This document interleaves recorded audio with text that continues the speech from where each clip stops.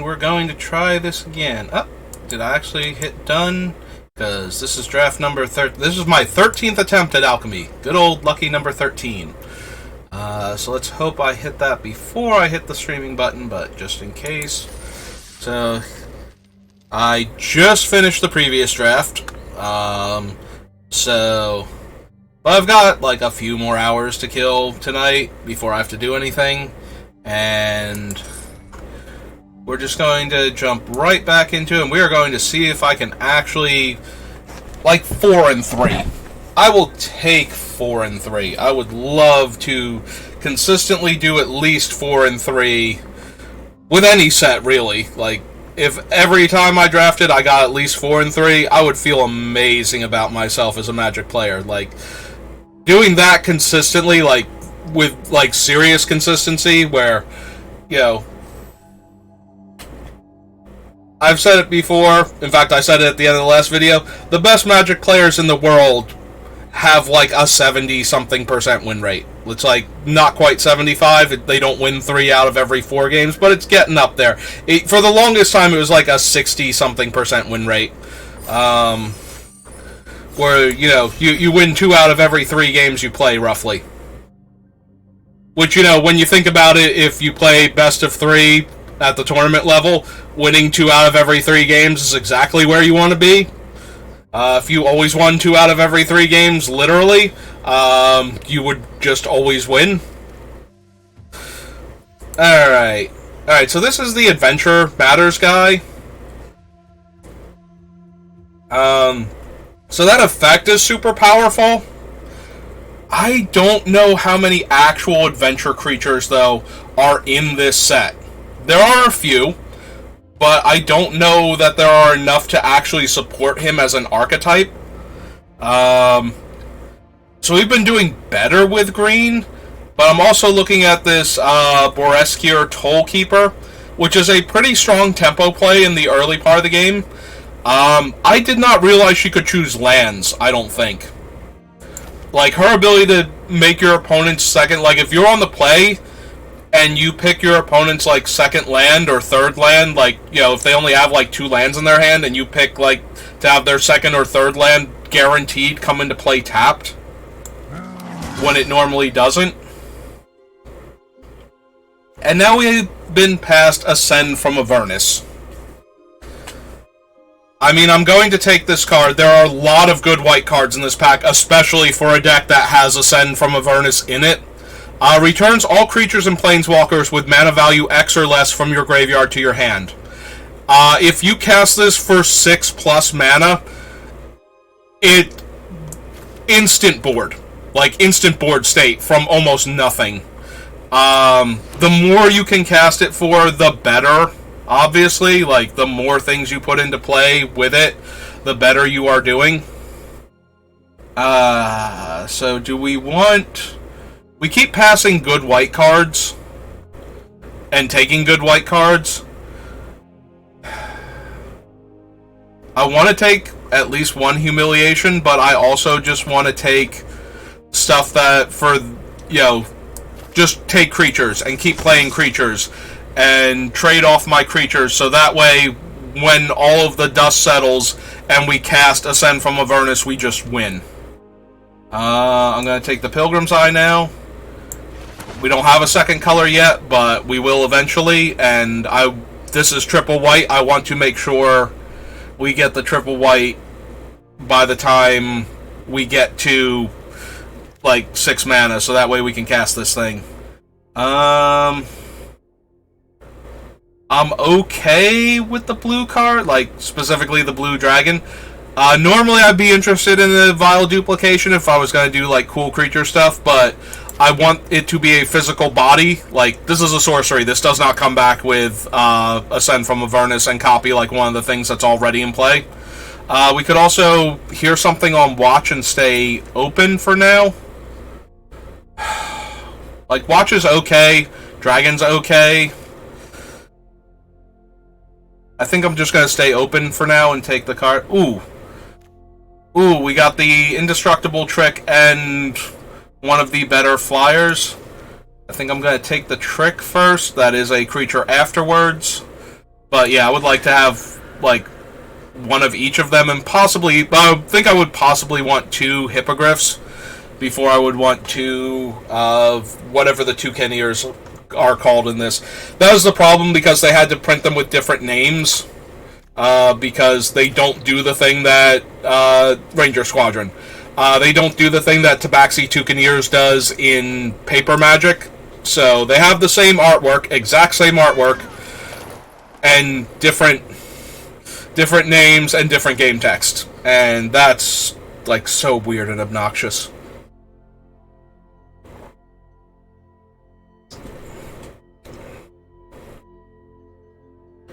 Yeah, there's a lot to be said for how being able to see the cards helps players process information quickly. And so having 2 identical pictures with similar game text but not quite the same, like, I'm pretty sure it's like a 3/2 myriad for 5 mana in paper. It's like they're both 3 power flyers. They both cost, more than 4 mana. They're both, and they have the exact same artwork, and just trying to get your brain to process that sometimes, like, it's very easy in the vacuum to go, oh yeah, I know exactly what this is because I've been playing a lot of this versus a lot of Baldur's Gate. But, I spent months looking at the spoilers because they keep throwing spoilers at you constantly whenever a new set is done. Like, as soon as the spoiler is done, like a week and a half later, you get a card or 2 from the next set, and then it just starts over again.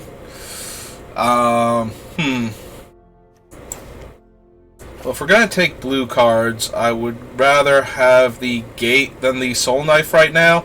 Or we can take the Lantern. I'm going to take the Gate, I think, though. As I said in my last draft, I like... The Lantern seems to be a lot stronger in something like Sealed, where games go a little longer and you have plenty of time to keep activating that Lantern over and over again.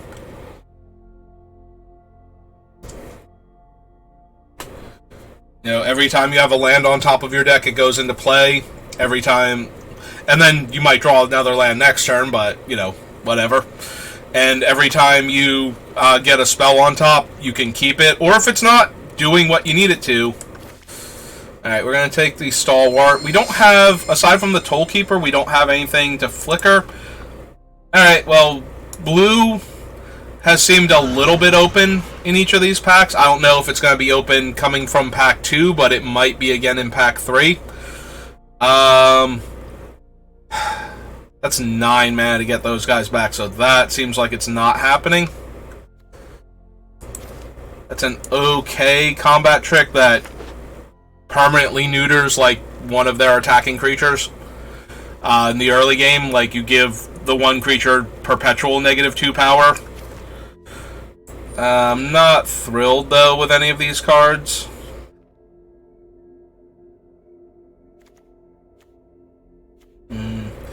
We can flicker the Pilgrim's Eye, so that gets us a little bit of value. Also, flickering anything gives us value off of her, so that helps a lot. Yeah, I don't think it's realistic to expect to cast this for more than 7 total mana, so getting back 4 drops and less. Like, I think if you have to, like, the board state has to be pretty well gummed up for you to be able to take time to actually try and get a 9-drop. Okay, this guy is potentially very powerful. You do need 1/1s, though, and we currently have exactly 1 creature that fits that criteria. But yeah, if he dies, you can return him to the battlefield tapped with a perpetual +1/+1 if you have a 1/1 creature in play. Also from this pack, I would love to take a Priest of Ancient Lore.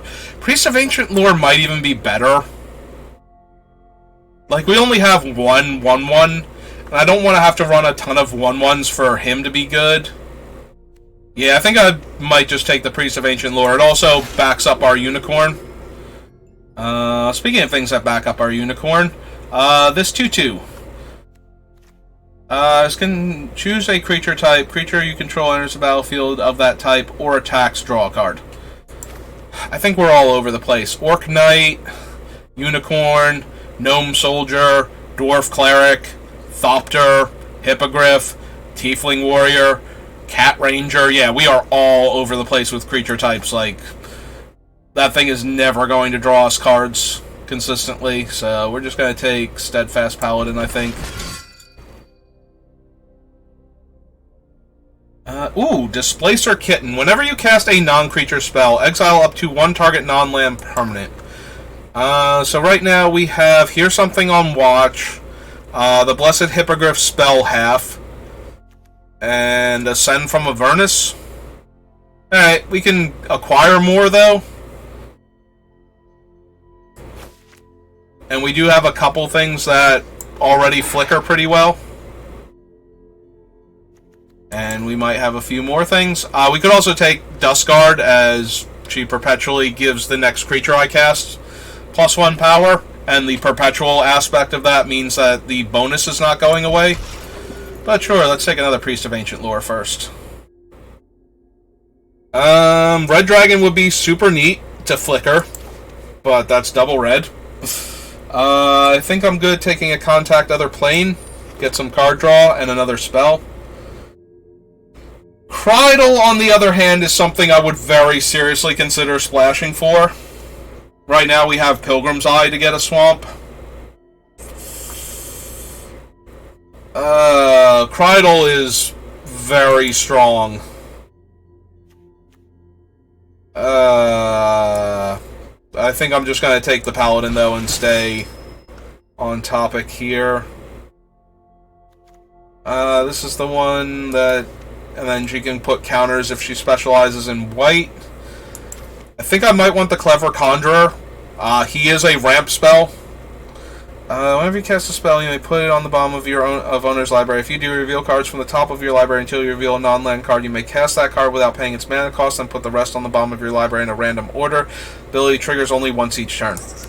Okay, so we'll take the Clever Impersonator, or Clever Conjurer. I don't want Ambush. I might want You Come to a River, though.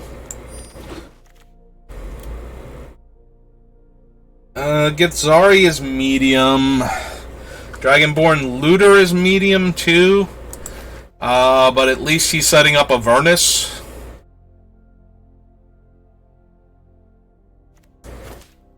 The only good thing about the Githzari is that it either does, like, make one of their creatures worse. Alright, I'm going to take this because we already have 2 Priests of Ancient Lore and the Flaming Fist Officer. And I think that's enough stuff to flicker. Plus we have, at the higher end, the Aircall Elemental. Alright, we're just going to take the Giant. I don't know if I'm running him or not. Probably not. We don't really have a way to force Soul Knife through, but I already have one of the Wow, we wield the Charm Sleep. That's actually kind of absurd. Oh, you know, every time I see this card, I always think it's the thing that perpetually, like, creatures can't heal at end of turn and deals 4 damage. And I'm so grateful now that it's not, just because. We are going to take the Meteor Golem because we have a bunch of blink effects. And by a bunch, I mean 3. And Meteor Golem is one of the best things ever to blink. Again, we are, like, 10 mana, we are never getting this guy back, but... Oh, we actually get the opportunity to take a Wrath of God. So it's Cleric, Rogue, Warrior, Wizard. Clerics we have 2. Rogues we have 2. We have 1 Warrior and 1 Wizard. So we do have a full party in this pile.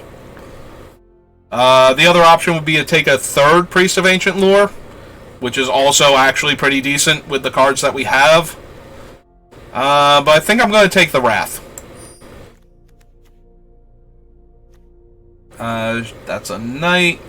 It's also a good flicker target, though, just looking at opponent's hand constantly. I mean, we don't get to see the spells, ever. But we do know if they have spells, because we didn't get to see them.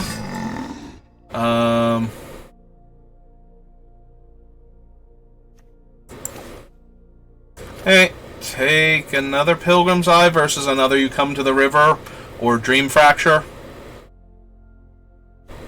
Yep, okay.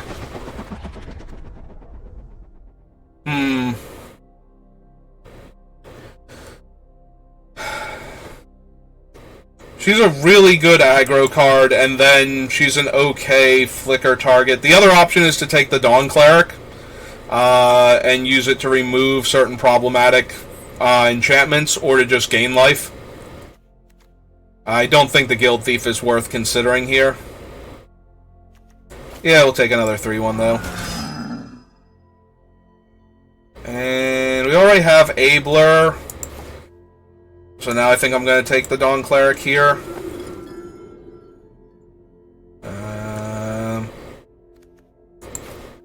She's okay. Probably won't make it. We're going to put her over in the sideboard for now.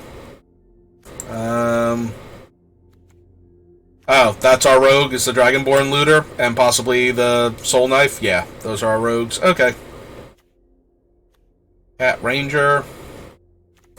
I don't know that we have room for 2 of those, but I also don't want, like, the Blessed by Tamora creature. So, yeah, you. I don't really care for you. We might just take Oversimplify here. Or Undersimplify. Undersimplify, not Oversimplify.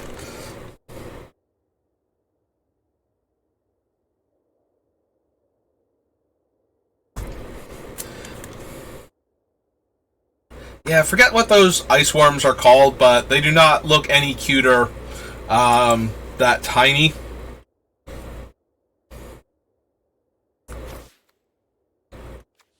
Don't know if I'm running 2 of those. Don't know if I'm running 2 of these.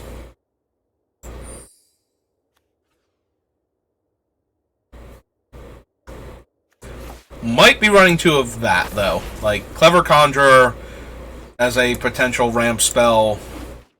Alright, we have 31 cards, so we need 8 cuts from the main deck, and then we can figure out if we want anything that's up in the sideboard to come in.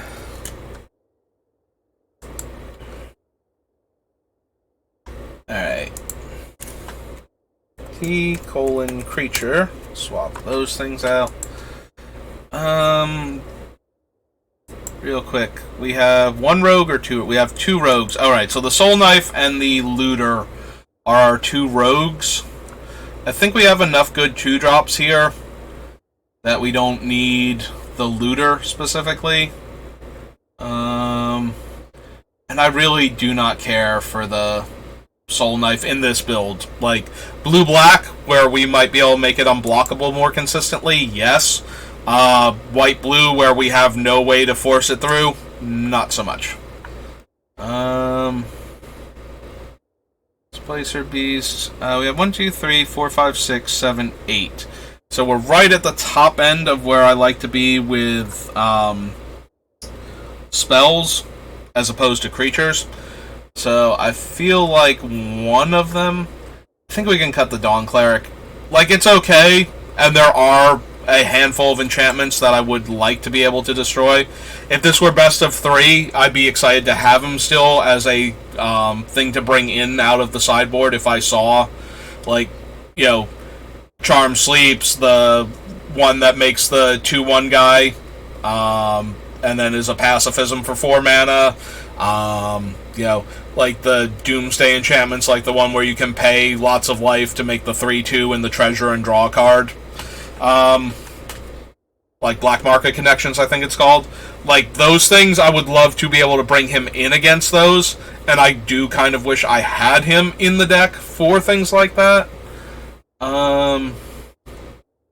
Maybe I'll ease up a little bit on our blue mana requirements if we take out the Elemental. We already have, like, good flicker targets anyway, in, like, the Meteor Golem, the Priest of Ancient Lore, the Boriskier Tollkeeper, and the Pilgrim's Eye, plus the Flaming Fist Officer gets a bonus when we do that, and the Unicorn gets a bonus whenever we flicker the Ancient Lures, so I think we have just enough there. to be worthwhile. Hmm.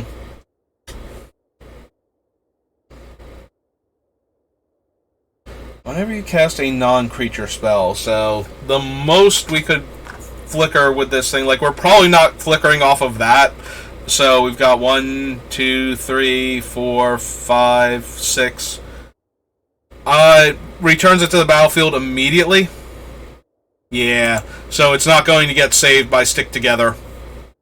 Like, casting Stick Together and exiling one of our other cards to try and get it to live is not actually a thing.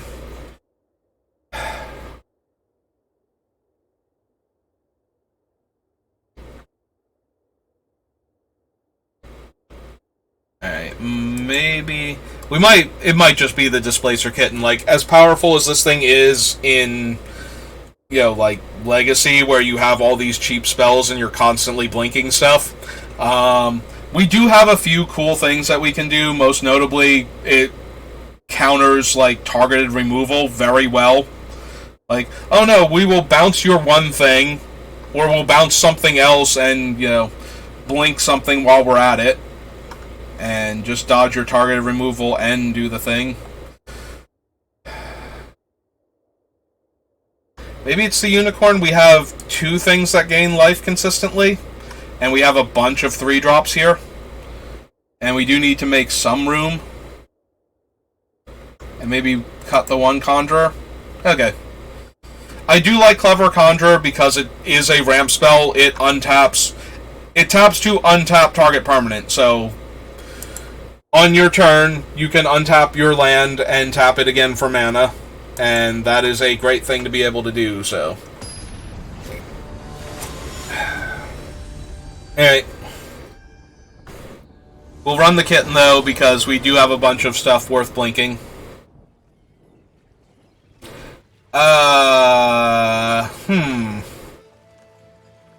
Sand really doesn't do anything, but it has all of my land, and it has a removal spell and some tempo plays.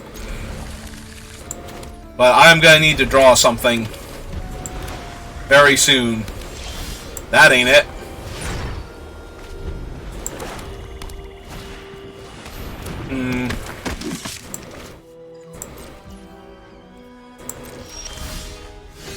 That also ain't it. Wow. Alright. We're gonna lock him down because he's 2 cards right now. Yeah, this might have been a mistake to keep this hand. This hand technically is not doing anything. Human Soldier, Gnome Soldier. So right now, none of their things survive. So we can wait a little bit. We'll take 2 here. See what else they do. Oh, that is a warrior, and now they're going to blink their 2/1. Return target non-land permanent to its owner's hand. Exile target creature you control. Okay.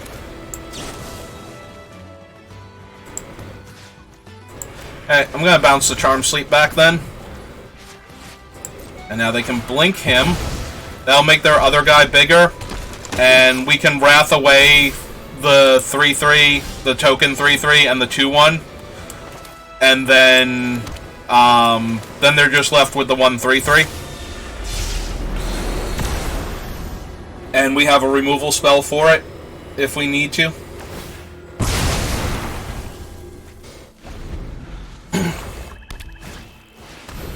Alright, she's a cleric, so we weren't getting her regardless. And she does what? 1 damage to each of us?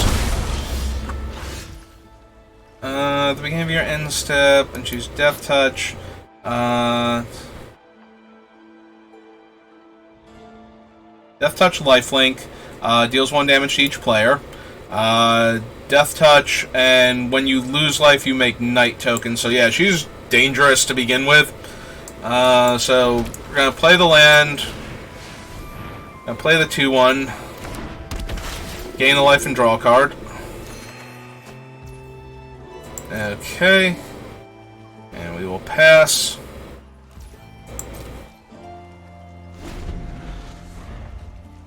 I very seriously doubt... Oh, cool. So we're going to get to blur that now. Yep, okay. That's fine. So we blink the priest real quick. Rasad doesn't get to eat her. Him. I mean, it's a dwarf. Just because it has a beard doesn't necessarily mean anything. So now they can only attack with the 3-3. Comfortably. We'll take the 3 here. Then we each take 1.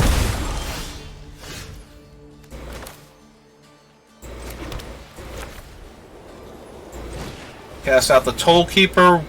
We'll see if there are any lands or creatures in their hand. So they have 1 spell. Alright, so their Swamp's going to come into play tapped if they don't use it on Shadowheart. And we will pass the turn.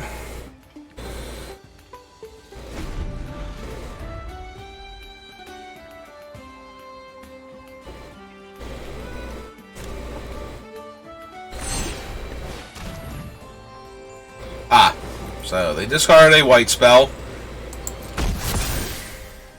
She's now a 4-4, so that's actually pretty dangerous for us.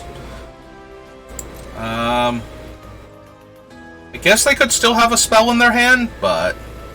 Okay, they're not even gonna... Whenever you lose life during your turn, create 2 1/1 White Knight token. Alright, we're going to cast Contact Other Plane in response and see what we get. Alright, we draw 2 cards.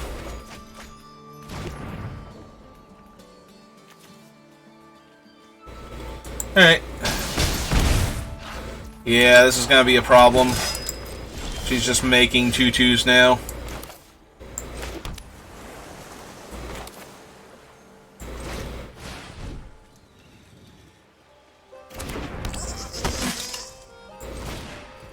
Alright, we're just gonna play a whole bunch of bodies.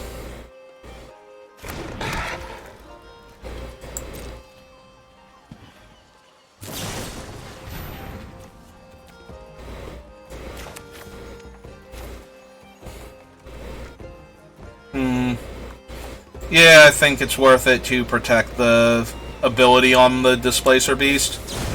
So we are going to make... let's make that indestructible. Trigger the Displacer Beast. Blink the Displacer Beast out. Put a 1/1 counter on my 2/2 so it can block their 2/2s. And pass turn. Because they still have a 4/4.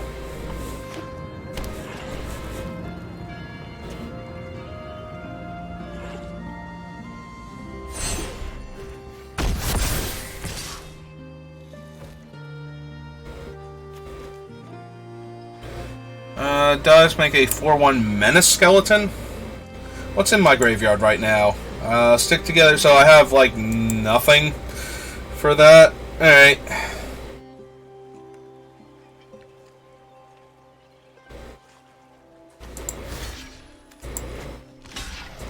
Well, they have no cards in their hand, so I guess we'll give them their silly Menace Skeleton.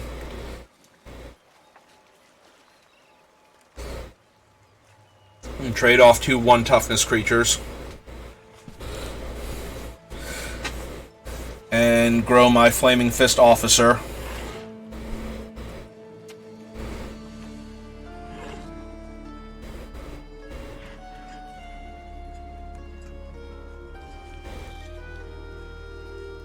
I'm sorry, opponent, were we not expecting me to trade off 2 creatures for your 4/4?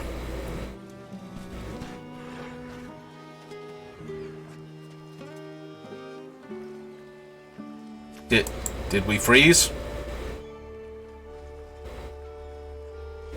I'm very concerned that I have frozen. Oh, nope, they just moused over one of my cards. Okay, they're still here. Alright.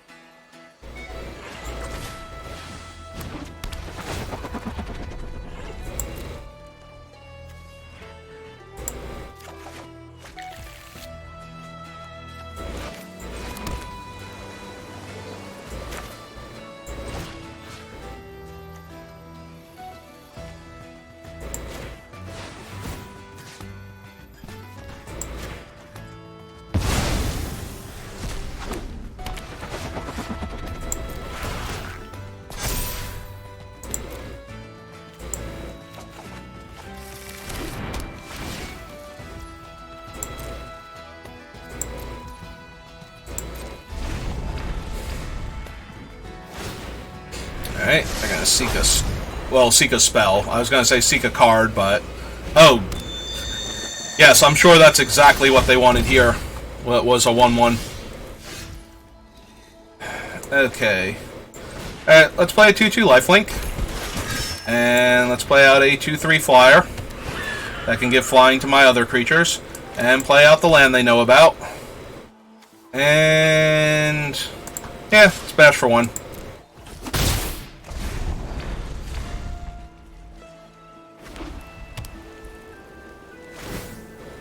Oh, nope, they are content to just keep making dudes. Alright.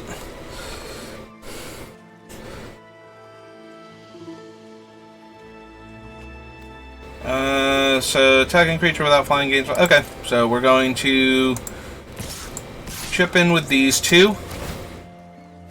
If that flying, hit them. Cast Icewind Stalwart now. Blink the 2-3 because it blocks the 2-2s. And now they're dead next turn. Like, if this card does not do anything... Yeah, they just turned everybody sideways. Alright. So, there. There. There.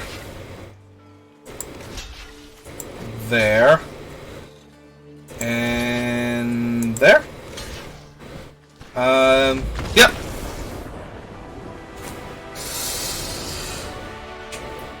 We didn't even need Ascent from Avernus. It just needed to be in our hand as a, subtle threat to the opponent. Like, yeah, if you don't play very carefully, this is all going to go sideways for you. All right. Considering the quality of the hand I kept, the fact that we won that game is actually pretty impressive. We managed to just get tremendous value from all of our cards.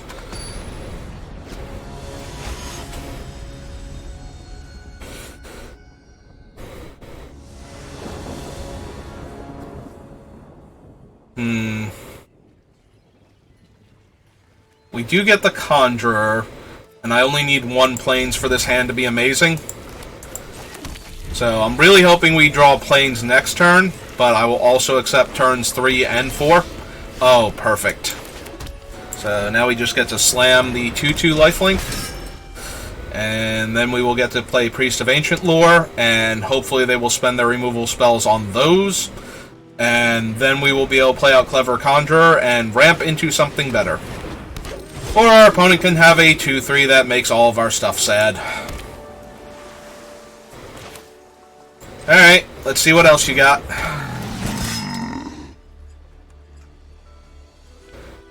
They have Baleful Beholder, Minthra, and Celestial Unicorn, and 2 spells. Alright, I'm just going to make their swamp not function properly this turn then. So they have to draw another land or they can't even cast their Unicorn. And if they do draw another land and cast their Unicorn, they can't cast Minthra the next turn unless they top deck another land after that. So yeah, we're just gonna mess up their curve a little bit.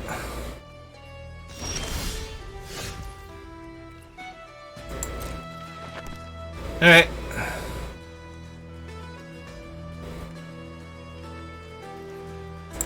Well, first things first, get in for 3.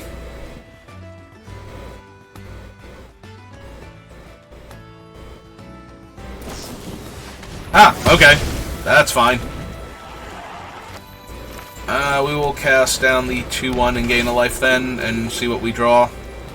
And play our land for the turn. The Viconia, though, does threaten to make my Ascent from Avernus way less potent, just by virtue of existing. So that is very frustrating.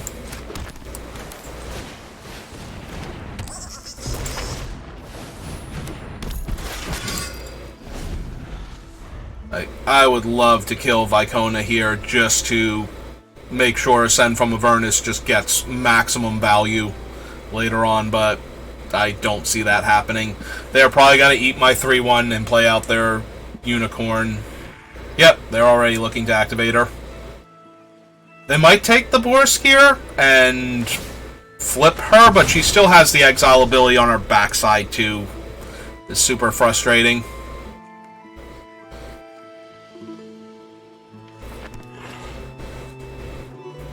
And we do not have a ton of removal, and the removal we do have is not necessarily... Yeah, I think we might just want to do this and see what we get. I don't think adding the kitten to the board is doing anything here. So let's just see what we draw. Well, that makes me sad I didn't play out the island first, but... Oh, actually, no attacks. We're gonna untap the plains just in case we need it. Like, they might be able to sniff out the potential trick now. Or they might think that I'm pretending I have something by doing that. But...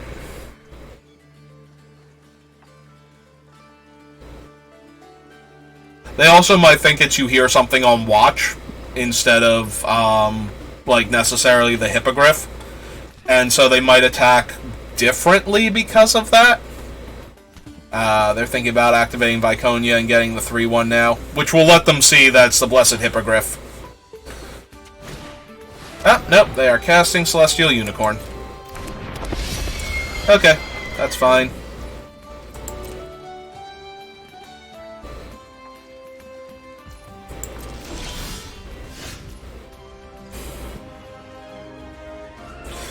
Well, unfortunately, Minthira gets the perpetual for her velocity or whatever it's called, intensity. So if something, and it leaves the battlefield too, like creature's current intensity is 0. Whenever one or more permanents you control leave the battlefield. So yeah, even if we bounce her, that will increase her intensity. If we bounce anything else, same thing. So that being said,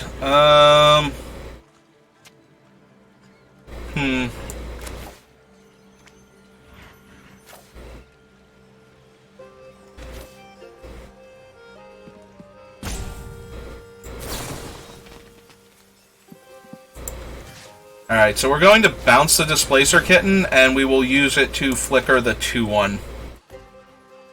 And get a fresh card. And that way they won't get their 2-1. And their thing never hits play, so the intensity on what's-her-name doesn't increase. And yeah, now they can eat my card, and if they... but that only matters if they have blue mana in their deck, or a blue spell to attach to her. I mean, yes, it's kind of sad that it's gone now, but... so she's a Cleric, she's a Cleric. So notably, they would only be able to keep one of their creatures, but I would lose both of my Steadfast Paladins to do that. So... I don't necessarily know that that's worth it.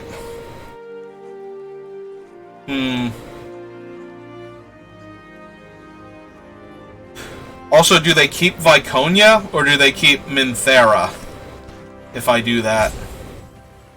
Because if they keep Minthira, then that's better for me, because then I can do the triple white and just cast the thing. I guess we just play out the Displacer Kitten. We can give it Indestructible before casting Stick Together. And that would let us, like, blink the priest again. Actually, let's untap the island, so that way we have Blur open also. We have a lot of options here, and they're all okay. They might keep Minthira because of the massive intensity that she would get. Like, if they play, like, the Beholder or something, and they just start losing stuff left, right, and center. Okay.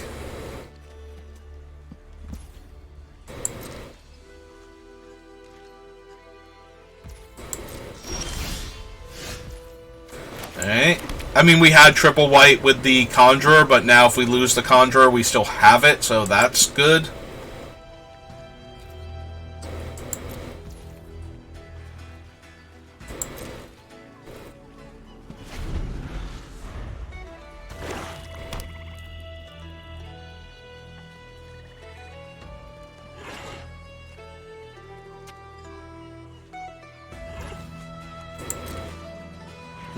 They are sandbagging that Beholder for, like, my white removal spells. You know, the ones that every single white deck from the beginning of creation till the end of time has.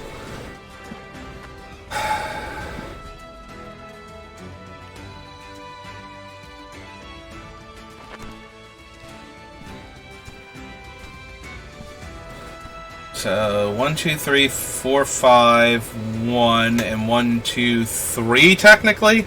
Like, we could stick together Blur and Indestructible to dodge around everything.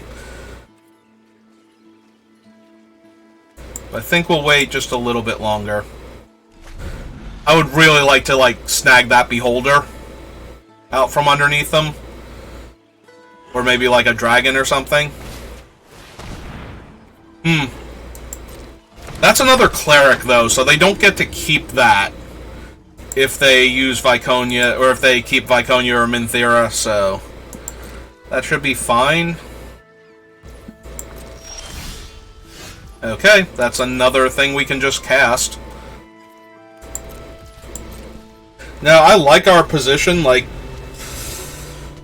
we just need to get them to do something. We're at 20 cards, they're at 22, so we will deck first because of the extra cards drawn, but I'm not super concerned with that.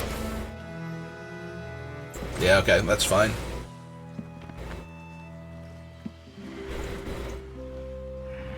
Also, this just gives us a flyer. Like, this might prompt them to try and Shamblegast it down, just because it's an evasive threat.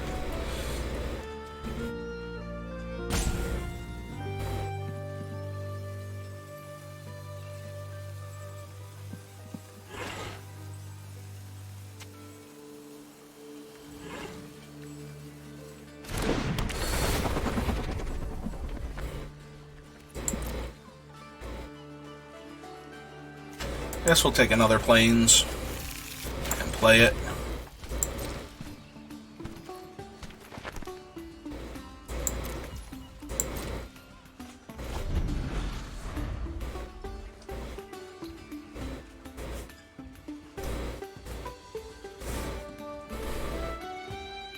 So, what do you think, opponent? Are you prepared to actually commit your Beholder to the board yet?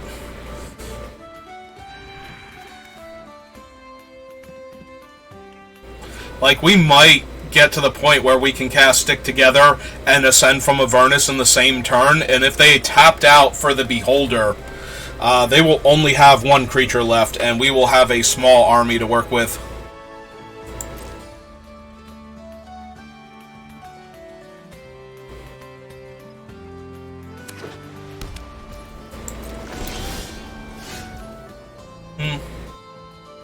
Okay.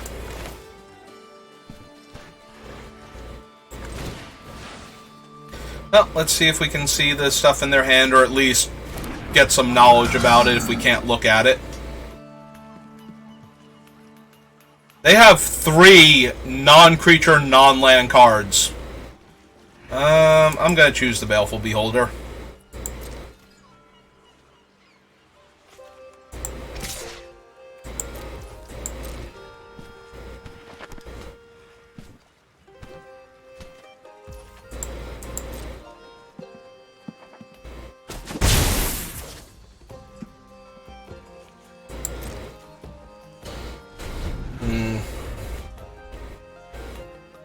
I'm very curious.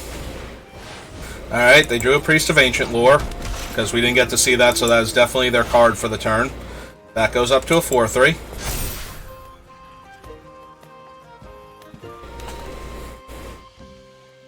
Are they finally going to transform Viconia? Yes, they are. And they're discarding Okay, so they drew a swamp off of the priest, so they still have those 3 unknown cards. Alright, they are choosing that thing. So they will get to see my Blessed Hippogriff now.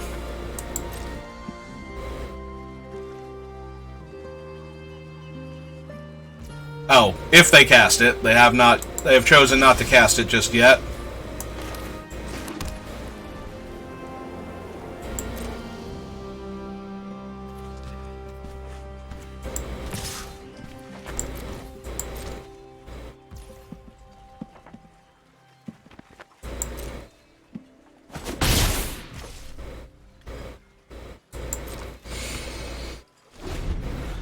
Riveting gameplay, as I very, very slowly chip away. Now they get to drain 2 life from me, and they will get to see... They get to see the Hippogriff and nothing else.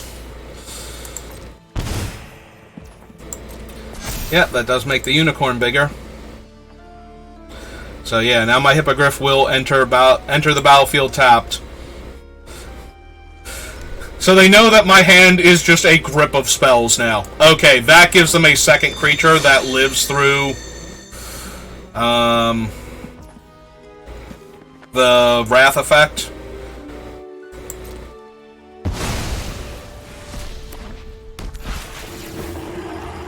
That increases her intensity. They get to draw a card. That's a 7/5. If they just tap a little more mana. Come on, opponent. Help me out here.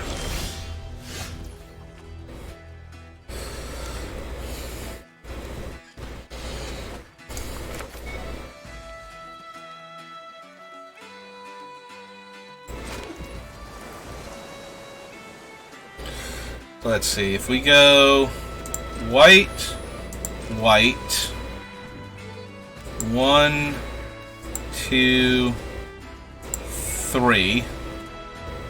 That leaves us with 3 white and 1... Oh, wait, we also need the 1 white to make the thing indestructible, so 3. So we have 1, 2, 3 mana to follow that up with, depending on what they do here. Alright, so... we're going to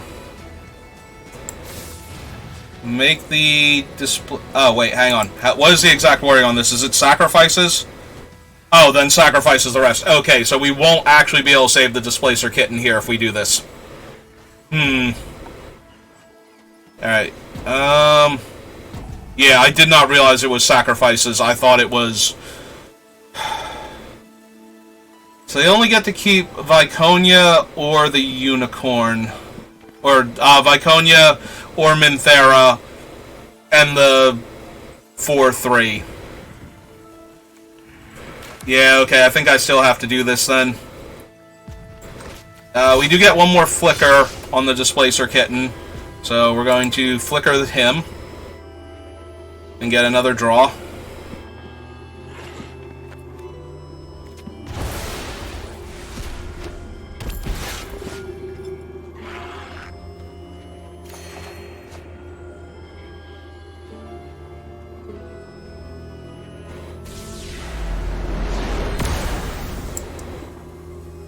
Cleric.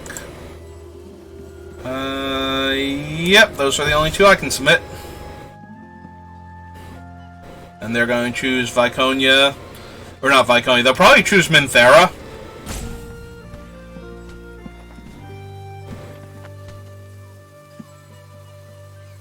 Which would be perfect. If they choose Minthera, I think we win.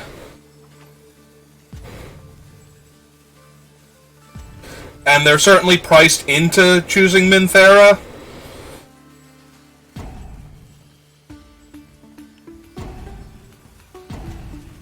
Because it will leave them with a Titanic Icewind Stalwart.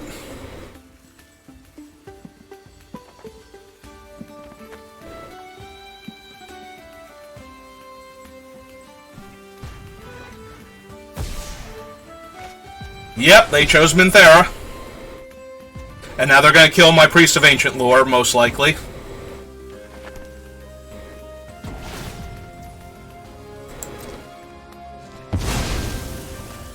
Oh, it's one or more. They don't even get a huge Minthera. Okay. So 1, 2. So we're gonna activate him. Untap this land. So 3 and then 4. Yep. Okay.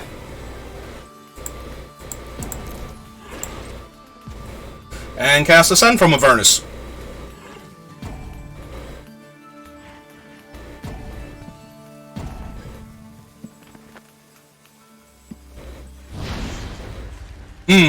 Okay. I'm fine with that. Yeah. This all seems fine. Take action. Get planes. Draw a card. Look at opponent's hand. I guess the Priest of Ancient Lore, because they can't play the other Minthera anyway.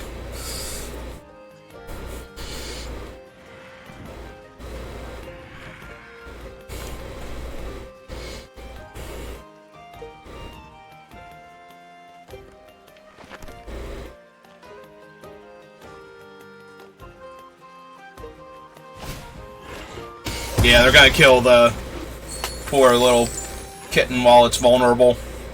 I mean, makes sense. Opponent's still a heartless monster for doing it, though.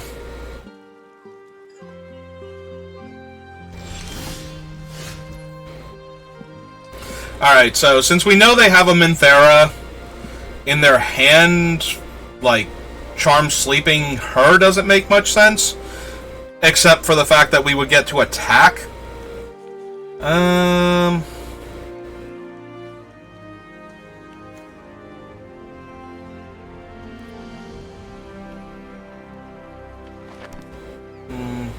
They're at 22 still. Alright, I guess we're just getting in for one still. As weak as that is. And it is pretty weak. Then we will play the planes that they know about. And... how many cards left in my deck? 11? Alright. Play out Icewind Stalwart and blink the Priest of Ancient Lore again. Go to 10 cards. See what we get. Another land. Alright.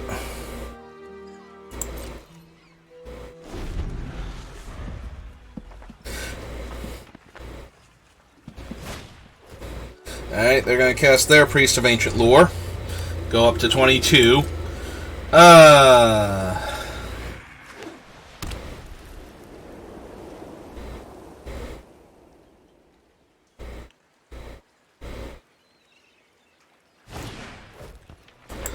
And blink him? This is a lot of 5/3s to have to deal with. And now they're 6/3s. Are you okay, Minthera? You seemed like you glitched out there for a second.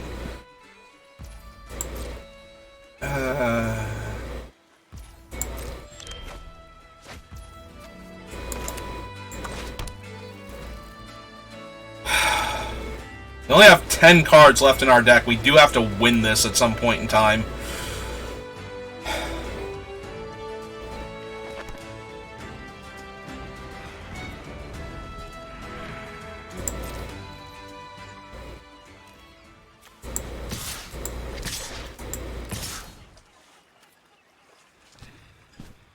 Alright, let's attack with these ones first. We can hear something on watch to give our guys +1/+1 if they block, like, with Minthera and with one of the 6/3s. And if they don't block, then that's 7 damage, and that's getting us a lot closer to killing them. I was gonna say, if they only block, like, the 6/3 on something, then we can give it Indestructible.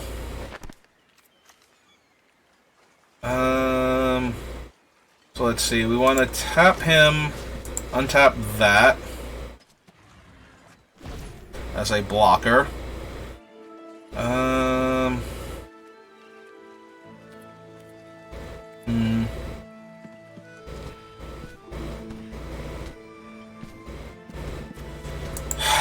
guess we still don't want to attack with these things or use any of them. It's getting close, though. Like, we're going to need to soon. They can also use the Baleful Beholder to destroy the enchantment off of the Minthera, but at that point I think they just play Minthera and hold up Baleful Beholder still. Alright, they're going to gain more life, and that's a 4-3. Yep.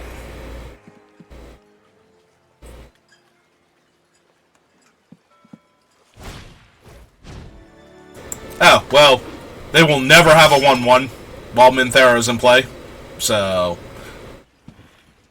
as potent as that is not actually helping anything.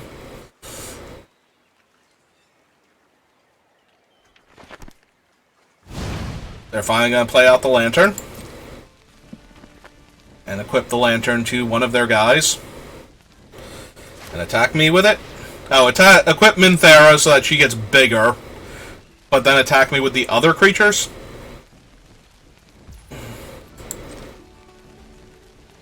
Ah, nope. Still not doing anything. Okay.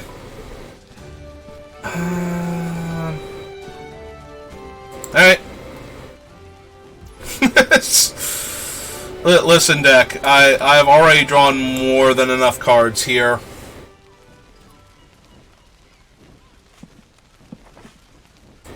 Alright. Let's attack with the same 3 creatures.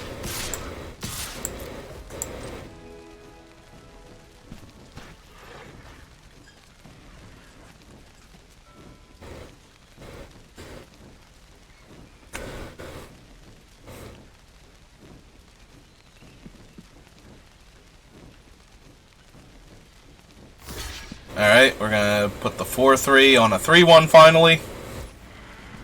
That's it.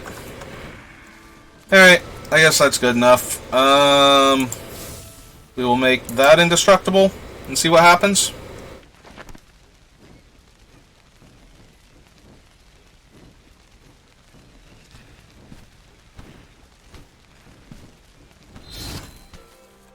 Go to damage. They take 4. Minthera's intensity keeps going up. Like, she's just spasming out over there. It's like, are you okay, Minthera?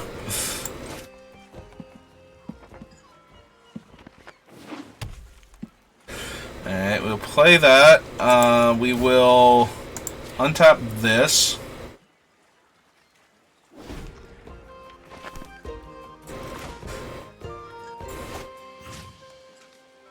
And we will actually... We'll lock down Minthera because she's getting bigger. Only because if they play the Beholder to set her free, then the Beholder's not giving menace to their team.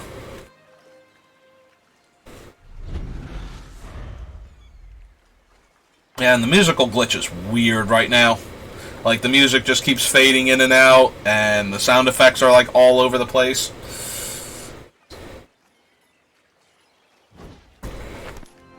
Okay, so they're just going to cast the other Minthera, temporarily giving their team a massive advantage.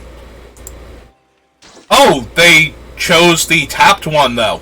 So they just did it to buff their team? And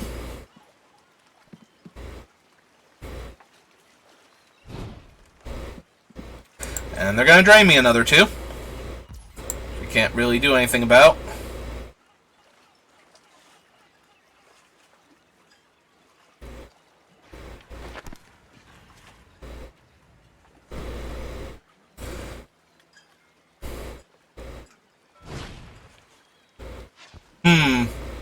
Alright, so they did sack a treasure. Although that card does mill them every turn, but it gives Death Touch. Nobody has Trample. So...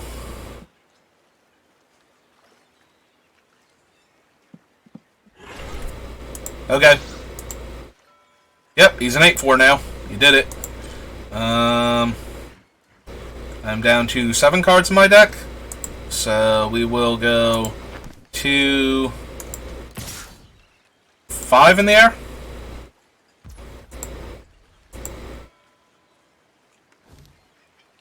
And we will play... Nope, we want to go 1, 2, white. Play the Priest of Ancient Lore, draw another card. Get another Toll Keeper. Alright, do we get to see the last card in their hand? Nope. You enter double tapped now. Take that, you 11-eyed freak of nature.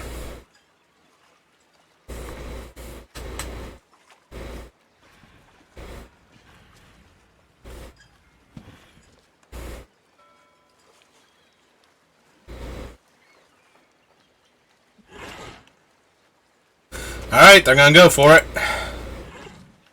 I assume they're giving Menace. Yep.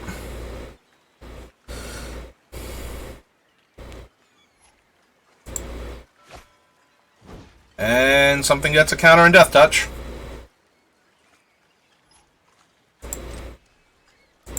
Alright. Come at me, bro. Yep, let's go to blockers. So 2-1 and 2-1. 2-2. 2-2. Alright, currently this has me taking 15. 3-1 and other 3-1. And we could potentially save one of the 3-1s here by doing it this way. And still kill all the things that we're killing. And we would take 7. And that would give us our 2-turn air clock still. Or we could just kill the 7-1. Oh, wait, hang on. Godfrey's also not blocked, right? Alright, so right now I'm taking 15. Alright, so I think we're going to kill Vladimir and Godfried here, depending on what they do.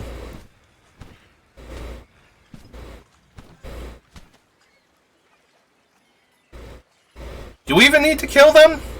We're going to take 15, go to 7, gain 4, go to 11. That leaves... I suppose it makes it less likely that we're going to die here. So, yeah, let's go ahead and kill the 8-power creature then. Or attempt to.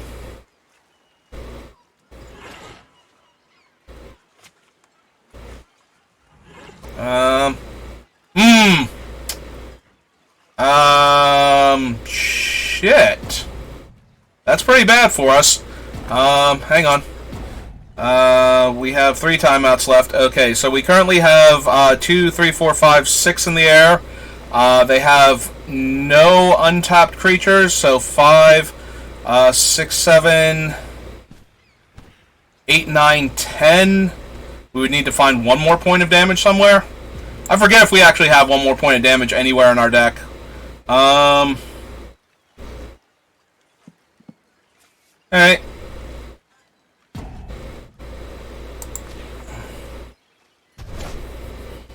So since we're not going to kill them, and I don't want to not kill the other things. Not good enough, though.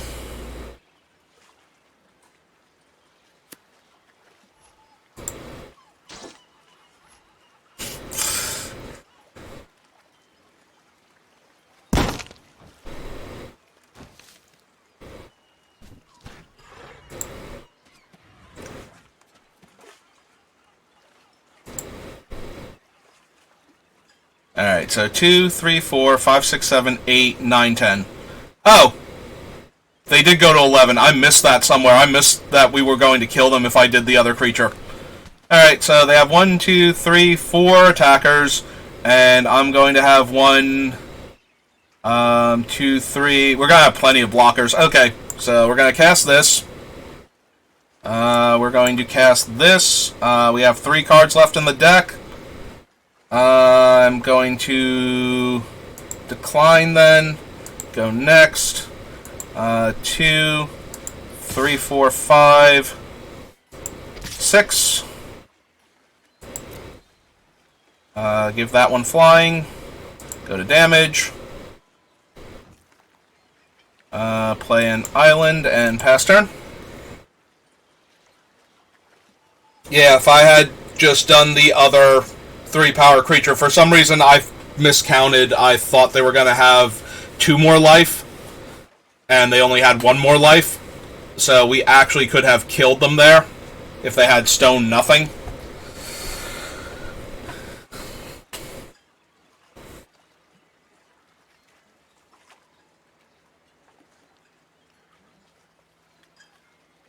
If they kill the hippogriff, I might be in a lot of trouble here too. Okay. We got him. Whew, what an intense game. Considering how long we spent staring at each other. There's absolutely no music or sound effects except for the seagulls in the background.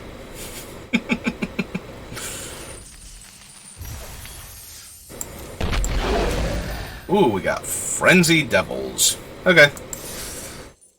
Alright. Well, we're up to 2 wins now and no losses, so...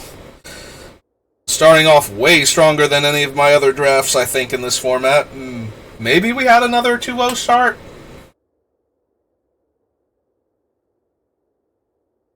I am critically low on water. After this match, I might have to take a quick break and go get some more.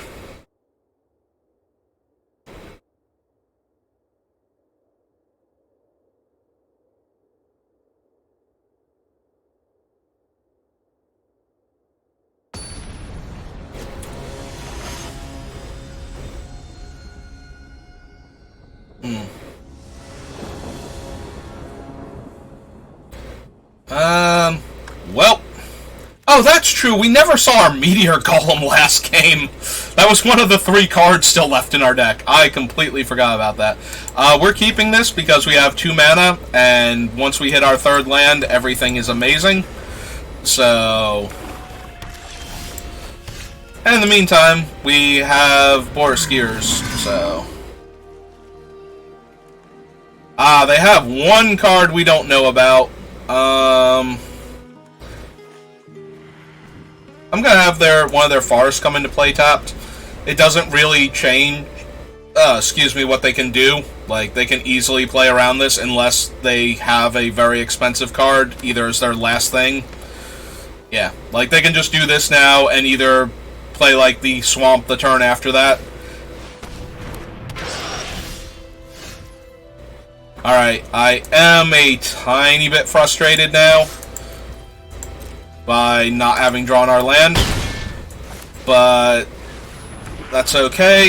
If they did not draw another land, so now we get to see the Pilgrim's Eye, so we're going to choose their swamp now, and now if they don't top deck a land, their 3rd land comes into play tapped. Yep. Alright, there's their Spulker Ghoul. And we found our 3rd land. Almost right on time. Alright. Technically what they can do here is go block, and sacrifice the 1-2 to make the other thing a 4-4, and keep it. Okay, this is also acceptable to me.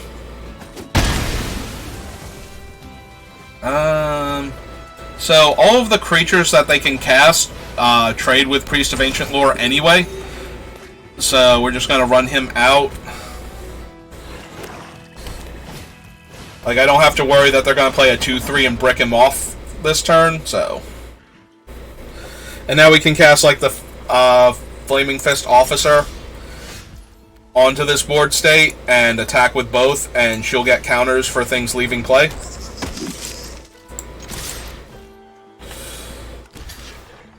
Yep, so they trade their 1-1 in the air for my 3-1 on the ground. And now that's a 3-3. And now we play our land. Next turn, we can play out our Pilgrim's Eye and the Steadfast Paladin if we want to. Oh,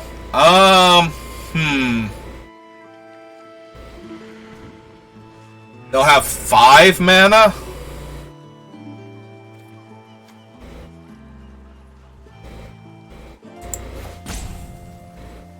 Yeah, okay.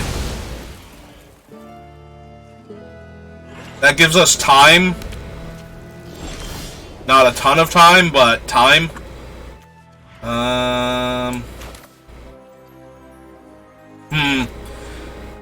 We might be able to kill the Intellect Devourer here just by attacking. Like, they might just trade the Basilisk off for it, and I'm fine with that.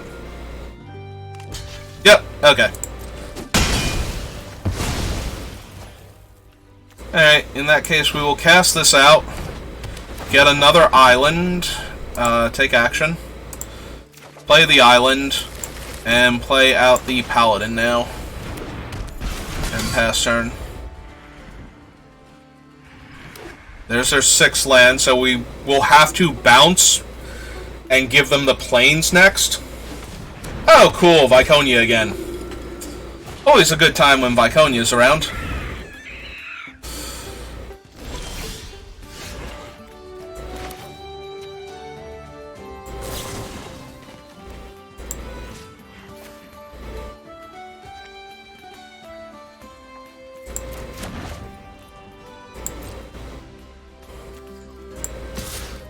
Alright, let's see if they want to trade the 2-1 for the 1-1 first, because if they do that, they won't get another scry. Assuming they put the card on the bottom when we bounce the Intellect Devourer. Okay, they left it on top. So we're going to have to bounce him back to the hand and give them our plains, basically. Which kind of sucks, because it keeps us off of the Meteor Golem for a little while, but I mean, if they follow this up with, like, if they play an Elective Hour, we give them the plains, and then they have, like, clutches of Demogorgon or something, it's gonna be real sad times. But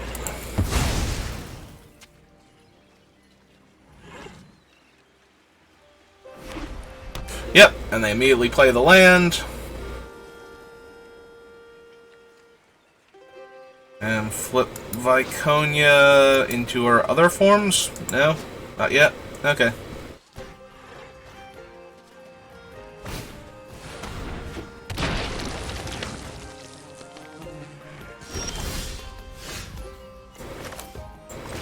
Alright, let's go get another island.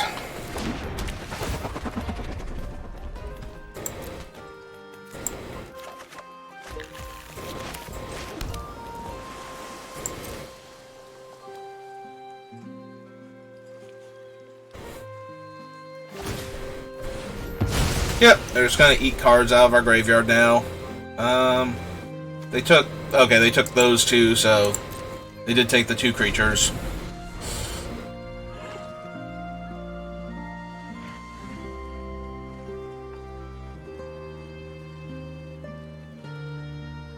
If they don't specialize her now, they run the risk of her just getting killed by Meteor Golem before they get, you know, one of my cards from me by doing this.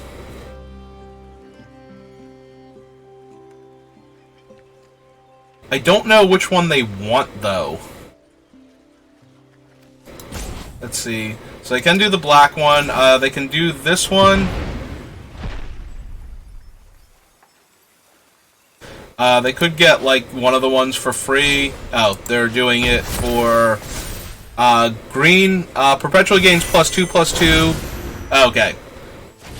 They're gonna make a large flyer. Okay. That's fine. We'll just Charm Sleep the large flyer then.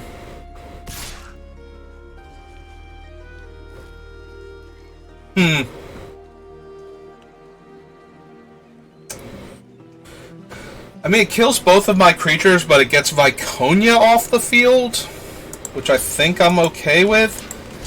Assuming that this isn't Patriarch's Scorn or whatever.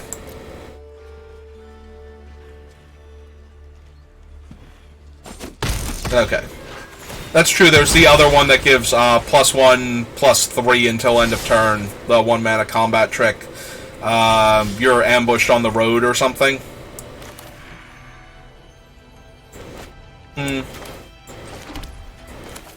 Actually, yeah, let's just kill the 4/3 flyer. Which they'll eat, but that doesn't matter. I'm not blocking. And they're not blocking, so... Okay, we'll just get in for 1 real quick, while they're at 11. Alright, and that leaves me with the Charm Sleep for other problematic things. And now they don't have the enchantment aspect. Okay, so they gain 3. But again,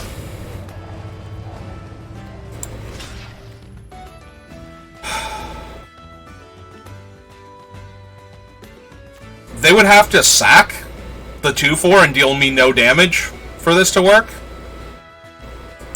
And if they do that and we Charm Sleep the 7/6, they're down to a 2/2. Okay.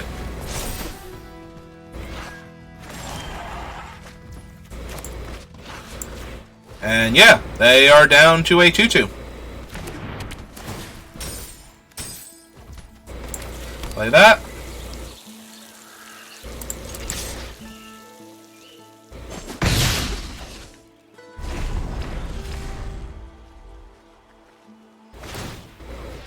Alright, they seek a card. I take 2.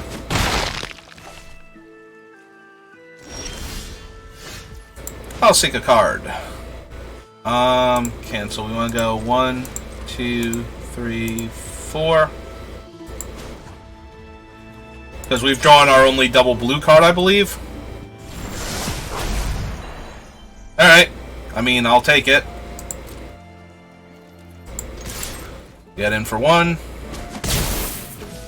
Play land. Flicker our 1/1. Have a 3/3 in play. Notably, they can still sacrifice the Hill Giant to kill our 3/3 in combat, but this should stop them from being able to comfortably attack with it. So, there's that.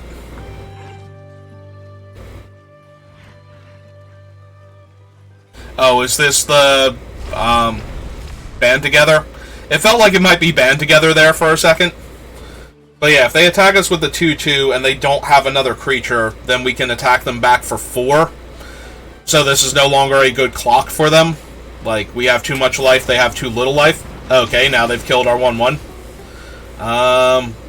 They have another? Okay. I mean, we have stuff in the deck, and we have plenty of life, so they just spent 2 premium removal spells, and now we get to slam a toucan. Let's just follow our nose. We'll play the land because our opponent knows about it, so we're not hiding information. And this... So, yeah, if they don't have another removal spell, this is actually going to be very bad for them. Okay, they're just going to eat the 7/6 now for 4 damage. I'm down. They have something. Okay. And play 1/1. Alright. I mean, we would have lost the Meteor Golem on the previous turn anyway.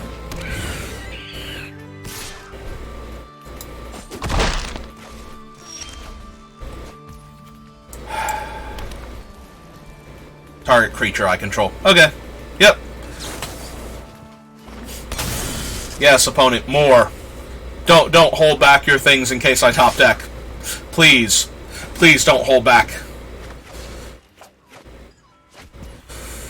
Alright. We're gonna kill the Nefarious Imp.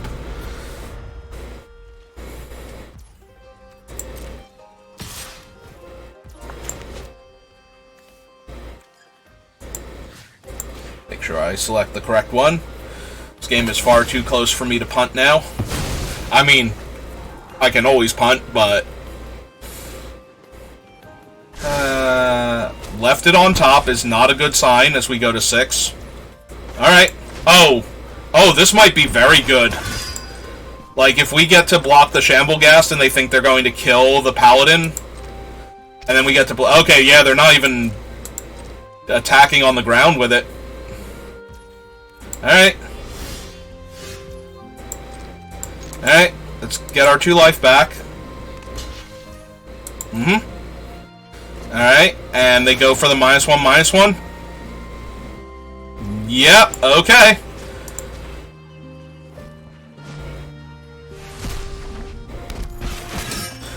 I mean, the fact that it's another island is terrible, but we were drawing that island anyway, so might as well.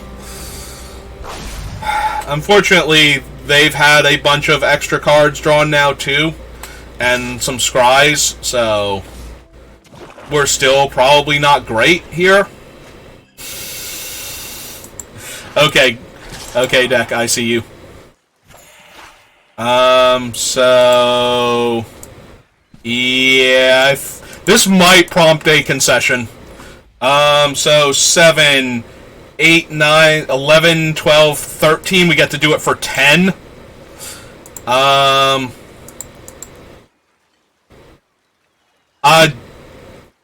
Just in case, like, we'll leave 2 mana in case they sack the treasure to undersimplify our spell. But yeah, I think this kills them pretty well and good. So yep. We want to blink the Meteor Golem. The Meteor Golem will kill the Manticore. We will get 2 lands from our deck. Well, like 2 of the last 3 lands in our deck. Kill that. Draw a card. Gain a life. Blink him. Have him come back. Kill their treasure. Because why not? Yep. And we get to see that they have 2 swamps and a spell. So yeah, that spell better be blood money. Send from Avernus is so dumb. It's nice to be on the bomb end of the having bombs in limited portion of games, as opposed to getting wrecked by, you know, like Tasha and the Hourglass Coven, and... Alright. Feeling pretty good, not gonna lie. After so many drafts. This is literally the 13th draft, because I've recorded every single draft I've done of this set so far, and in 13 drafts, like in 12 drafts, we did not do anything close to what I would consider, like, normal for me. You know, like, certainly I can lose, and I can lose several times in a row, that's not unreasonable, but usually there's, like, a good set, you know, where I do okay, or I just have a bomb that keeps showing up and just run the tables with it. What is that perch for? What is their pet? I am curious now. We do have multiple 2-drops again. We can slow the opponent down, and we can Pilgrim's Eye and get our extra white mana. And then, once our opponent has overcommitted to the board to get around our creatures, or to trade off with them and play more things, then we get to hopefully clear them out. Depends on what decks they're running.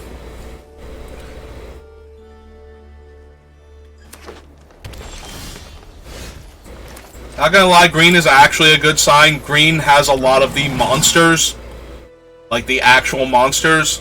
So Tiefling Cleric, so we get to choose their planes so that they don't get to play Clement on turn 2 to curve into their other guys without top decking a planes. So, yep. And that frees us up to get in for 3 real quick. And we'll play an island, and we have a bunch of options.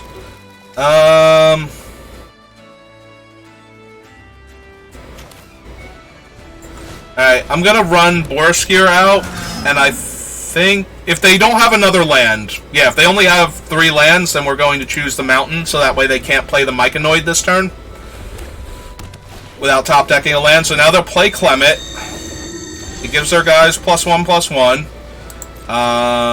We're gonna swing 6. See if they trade Clement off for it, because he's their Cleric. So they have a Druid, but that's not one of the prescribed creature types. Since we have a land we can play, I'm going to play Priest of Ancient Lore and see what we draw. And we drew a plane, so we'll play that. So yeah, now they can play their 1/2 and make a 1/1.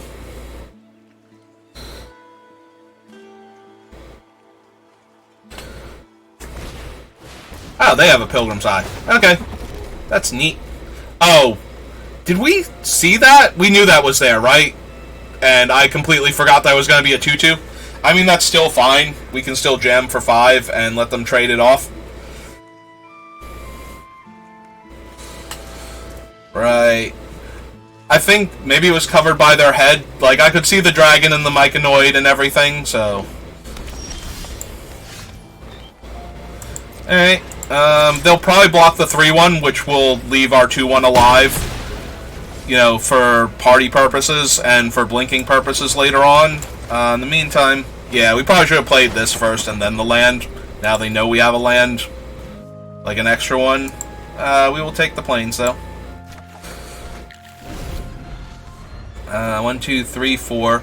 So they need 2 more mana, which they can easily get with the cards that they have that we know about. Yep.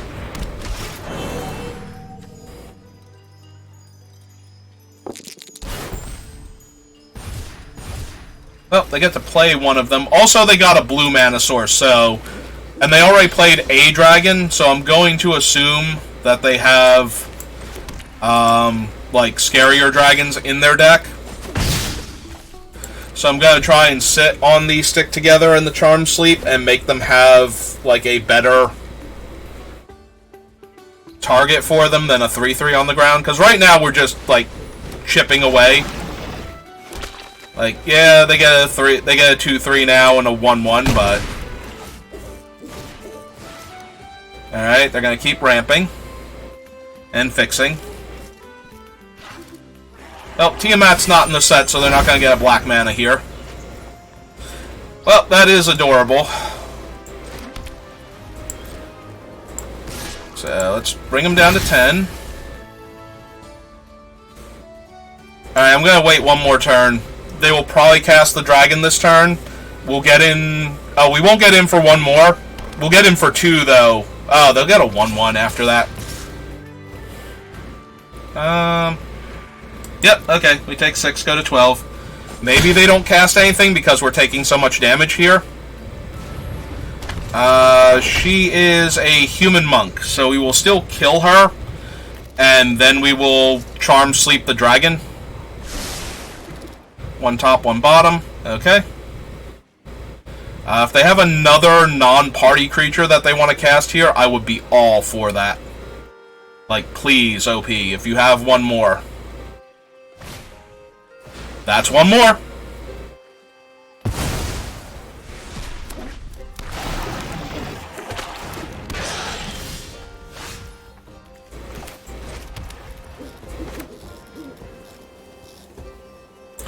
They also didn't... So they'll get a 1-1 that can block, and they have another 1-1. So let's get one in the air first.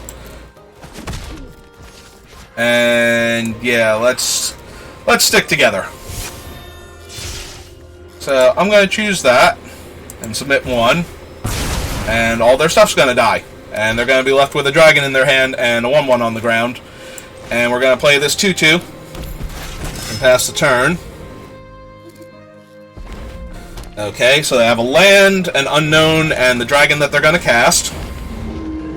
Oh, okay. Cool. Alright, so blue, and 1, 2, 3. Cast the Displacer Kitten.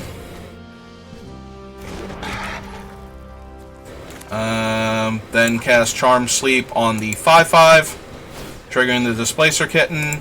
Flickering that.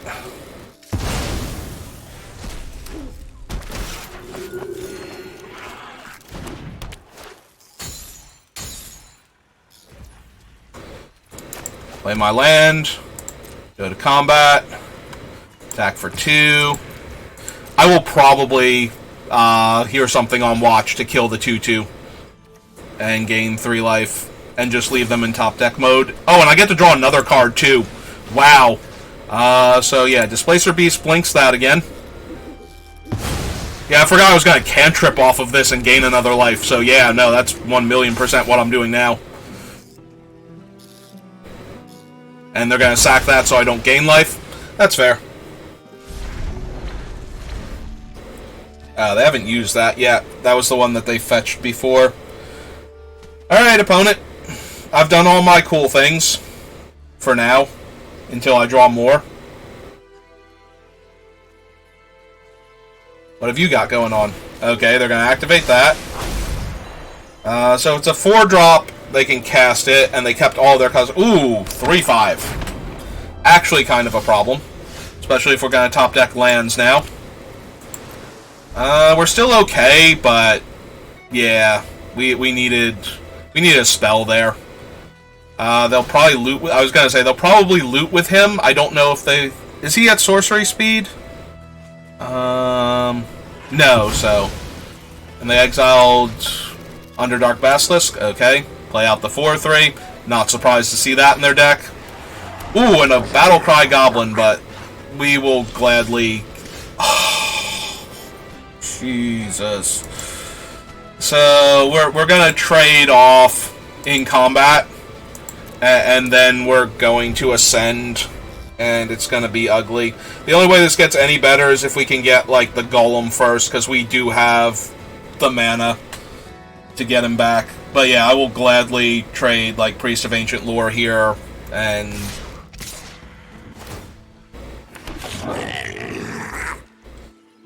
alright, so we block him, and we block that. The only sad thing is we're going to lose the Priest of Ancient Lore. They have no cards in their hand. What are we getting back? 2 Boreskiers, the Pilgrim's Eye, all of these things. Alright, so we should probably just soak the damage and cast him next turn, like...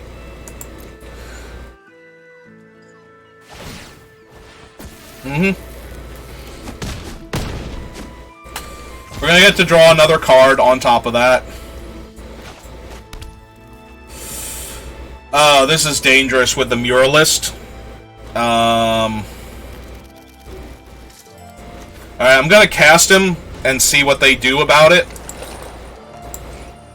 Because if they kill it, we get it back.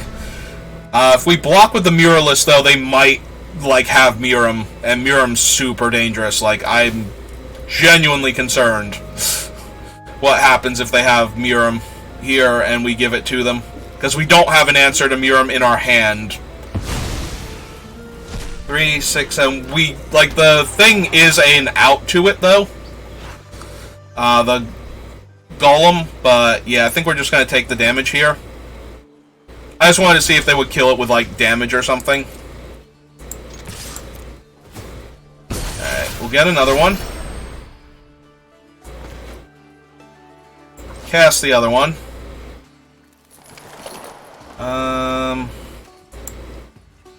Like, our cheapest thing, our most expensive thing is 4, so we wouldn't get back the kitten if I did it right now, but I'm pretty sure it's game if we do it for 3 here. So, yeah.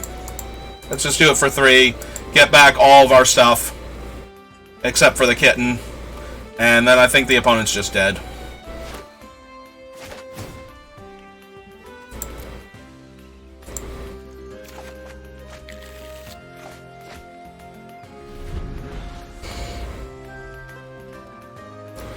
It only gives us 7 in the air, but they only have 3 ground blockers, and we have 4 ground attackers now. Yeah, nope, take 4.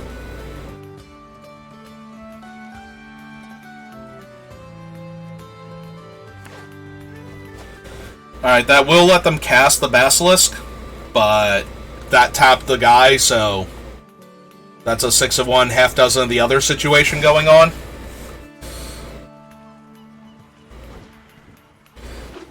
And they exile band together. Oh, they have her. Oh, she's actually quite dangerous. So let's see what we draw first, because we might have ways to just get her out of the way and win the game outright. Like that, yes.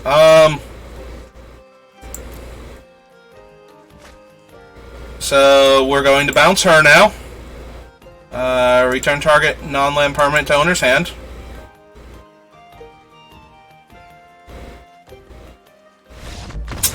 And then our opponent's going to die. Alright. Ascend from Avernus. I mean, I don't think there was anybody that was seriously arguing that Ascend was not one of the more powerful cards in the set. But if they're out there, and all of the other, way more popular streamers and way more famous streamers than me Have not convinced them that this card is good. Look at my record, like, in all of my other drafts, and then look what I've done with Ascend from Avernus, and tell me that...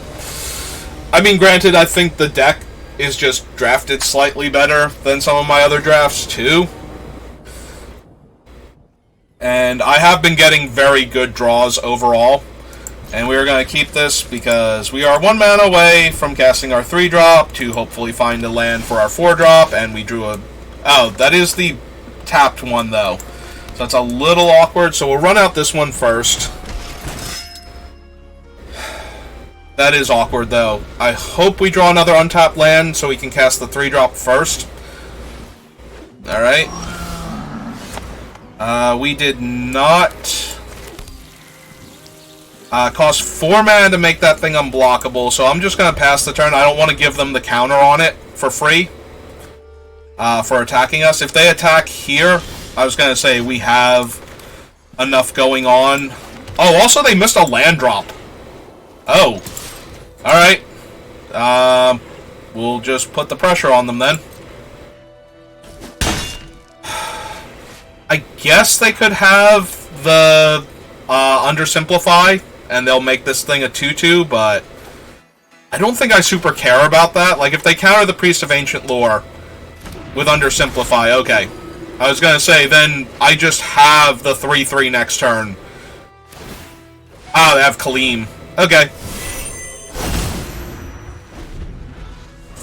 Alright, so, and they found an island, so they get to attack me for 1 here and make a 2/2. Alright, Wisengith is okay.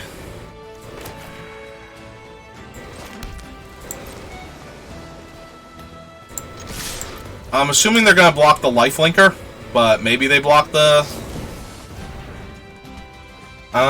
So the Perpetual is the blue number, so we are going to... Yeah, we are going to blur that one and draw a card. Resolve that. Let them go to blockers, see what they do. Do I want to just bounce this back to my hand so I can draw another card next turn? 1, 2, 3, 4, and 1, 2. So I won't be able to double spell.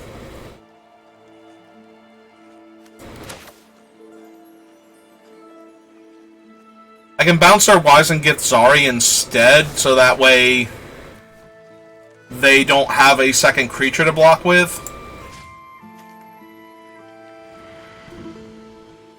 Yeah, okay, let's do that. Let's tempo them.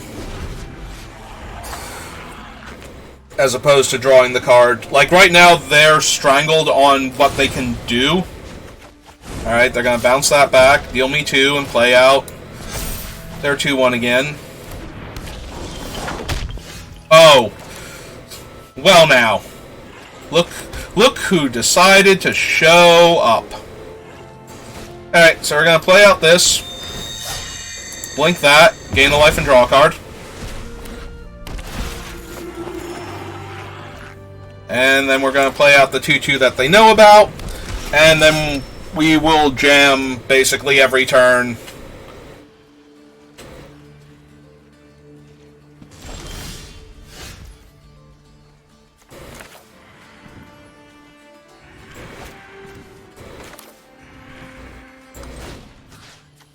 Alright, let's lock down their bigger blocker, better blocker. Okay.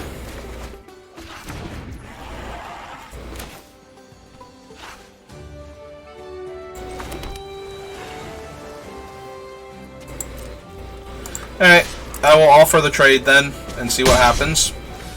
Kind of what I thought was going to happen is that they didn't want to do the trade there, and then we'll play out a 2/3.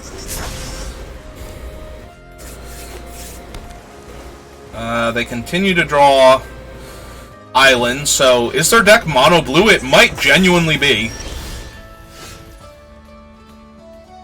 Alright. Swing 3. See if they want to trade yet. Okay. That's fine. We will kill the Ramper that's getting them close to the 7 mana they need for their big unblockable dude. Then we will play out the Toll Keeper and see what they have in their hand. Alright, we're gonna have him enter tapped. And in that case, I want to put more pressure on them as opposed to activating my land, I think. And since they're mono blue, I mean, they could have another counterspell. I could get blown out trying to go for Ascend from Avernus, but they didn't cast anything. Alright. Oh, they drew Kaleem again. Did I see Kaleem in their hand there? Alright.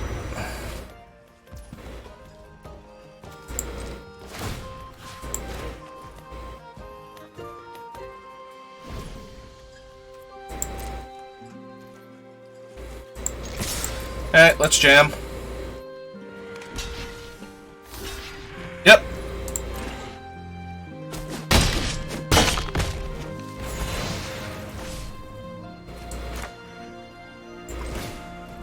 Alright, play out the eye. Take action. We have plenty of planes. I will get an island here and play the island and pass turn, and then we will activate our land. Ah, they have a spiked pit trap that they wanted to get down. That's fine.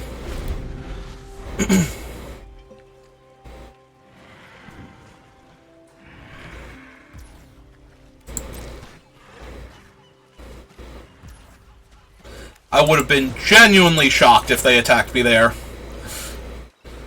They're probably just going to use their spiked pit trap to kill the Pilgrim's Eye, I guess.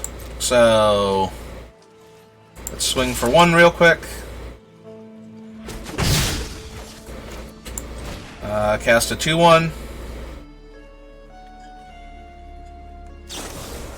Ah, they did have another Dream Fracture, so yeah, we would have got pretty hard there by that.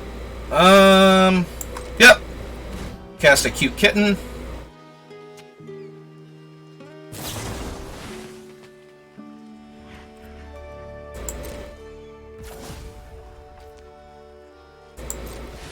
Alright, Cute Kitten is an O2 forever, but that's okay.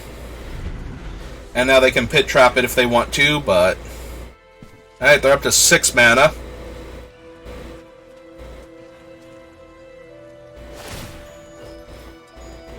Oh, perfect.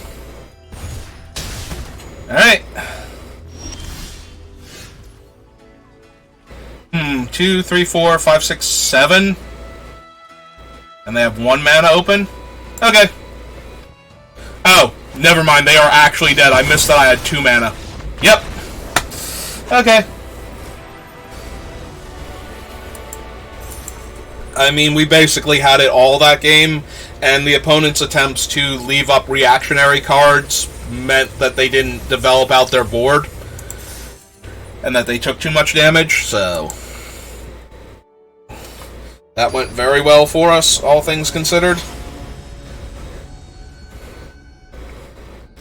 Alright. And we continue to have very playable, aggressive hands, and this is the blue gate, so we'll lead with that. Hello, opponent. How are you? A lot of opponents have had Viconia, but that's fair, I guess. We'll lead with our 3/1 that can attack into her safely. Well, if we take the plains, then they can't cast Lulu this turn without top-decking a land. And then we can play the Boroskir, the other Boroskir, and stop them from stop them from playing Lulu next turn. So we'll attack for 3 first. Play out a plains and play out another Toll Keeper. We'll choose Lulu now. And now our opponent's hellos are more directed at what we are doing here than anything else. They got an island, which they can then play. Alright. So... I'm going to run out the Flaming Fist because they are highly incentivized to trade at least one of their creatures off here. And let us make a 3/3 out of it. Alright. Yep, they're going to eat our Boriskier.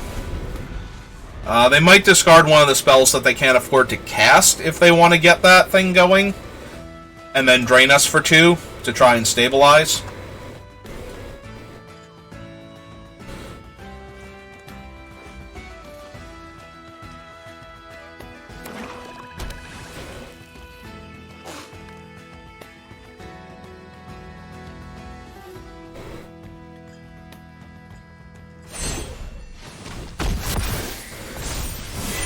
Oh wow, they discarded the flyer. Alright, they get to see 2 of my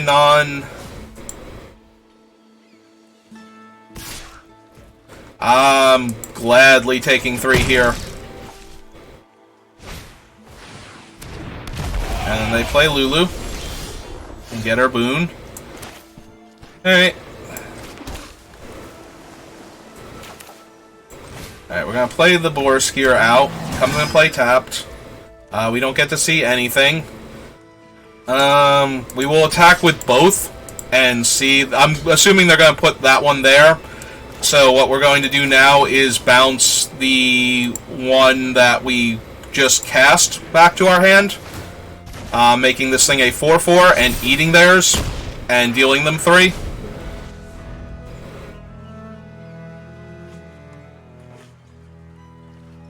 And now we have a 4/4 that comfortably attacks into Vicona. Okay. We had a 4/4 that would have comfortably attacked. Oh! Very aggressive. I'm down. They could have drawn a creature. Or they could just have a ton of removal in their hand. And I am pretty much 100% here for that. So we want to go 1, 2, 3, 4. And cast this, and see if we hit a land. Scry 2, draw 2. I will take the planes to guarantee the 3rd planes, and that we cast one of our spells here, but I don't want to draw any more land than that, so... and now we will cast this out and see if they've picked up any other creatures in the meantime.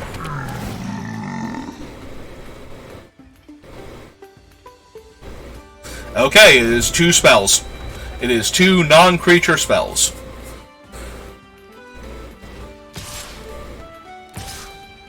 Okay. Summon Undead. So they missed on all those, and they get the toucans back.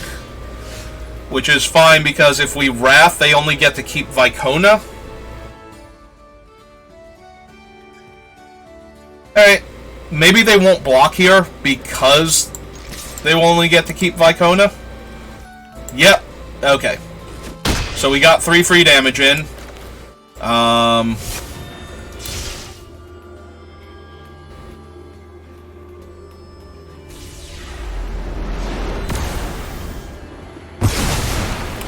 Alright, so we killed all of their flyers now. And we know they don't have creatures in their hand, and they just top-decked a land. That is never going to not be hilarious when I draw it to me.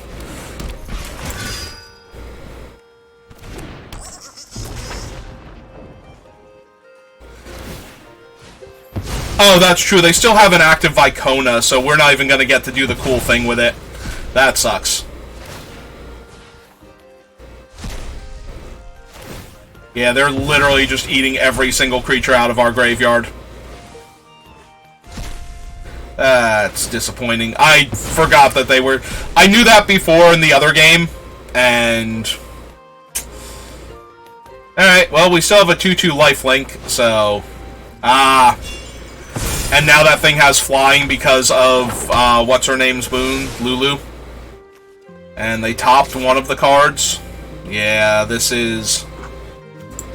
Alright, let's try and kill Vicona first. See if that works.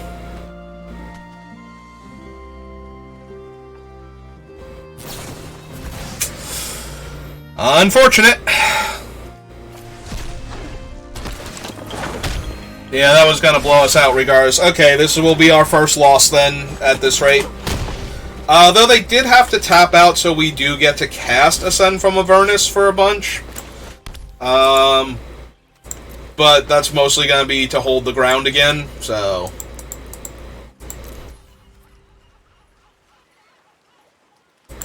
And yeah, we have to do it for 3, otherwise we won't get back. Oh, they do have a mana left. I missed that. Okay, so we're just gonna lose. Like, we were already just gonna lose, but we had nothing going on, so... This puts us to 1. Alright, let's see what we draw first. If they have another combat trick. Oh, they have Asterion. Okay, you got it. I'll give it to you. In that you have won and are taking it regardless of whether or not I give it to you. Okay, so that was the first game where we just got absolutely wrecked. Our opponent also had a bunch of good cards and is the 3rd player in a row to have Vicona against our Ascent from Avernus. She is only an uncommon though, so that's not like... I'm not sitting here going, how does everybody have Vicona? It's because all of our opponents we have played are in black, and Vicona's an uncommon, and a good reason to play black. I mean, it's 2-drop, 3-drop. I'm not going to argue with it. It's got a good curve. To start with, anyway. And we get to draw a card. And while we don't have islands, we also don't have blue spells, so... Also, we're on the play, and we're going to start with a 3-1 that might make our opponent's land come into play tapped. Oh, cool. More options on turn 3 and 4. Also, a way to get an island. Oh! Hello, Miram. How are you? Alright, so they have 3 lands. So we're not going to stop them from being able to play Scaled Nurturer. But we also don't care if it blocks, so I guess we're going to have their mountain come into play tap, so they have to be on mono green for a little bit. But yeah, that's... So our opponent has Miram, so we have to kill them as quickly as we can, or ramp to 9 mana, I believe, because she's Ward 2. So they're not blocking, because they need the mana. They also don't have blue, so we are also on a race... to kill them before they have blue mana, or black mana for their other thing, so... Alright, so we are playing Pilgrim's Eye next turn, most likely, and getting an island unless something drastic changes. Yeah, our opponent has a bunch of stuff going... Oh, they can put the 2 counters on that and make it a 2/4, so we do have to be careful about that, like they... Okay, they played the top land, so they're not going to be able to do that this turn. But they do have a 2/4 now. 2/4 bricks us pretty hard. Okay, so we're going to cast this out, go get our island, play our island as the land for the turn. And we have no good attack, so we have to pass. Yeah, that's unfortunate. That 4/2, that's a 2/4 on our turn, is stopping us from doing a lot here. Well, it doesn't give reach, though, on the Lindworm, so...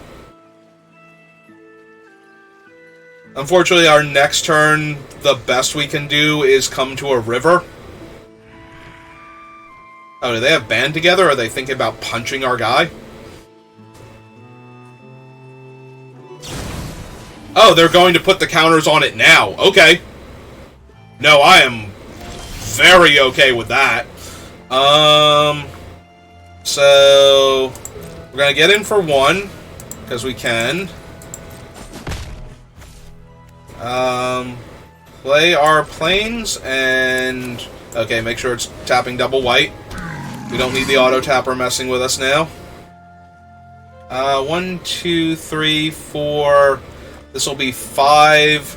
They have 6 out of the 7 that they need.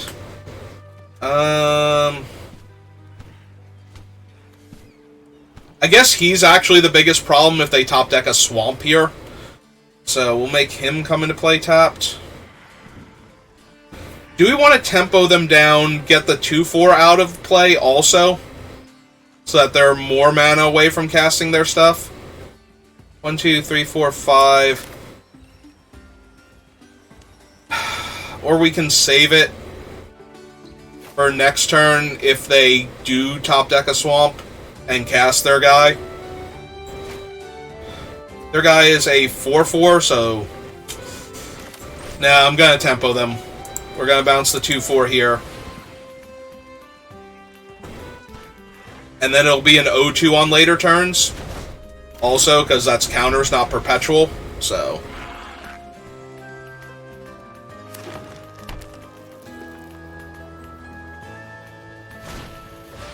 Yep.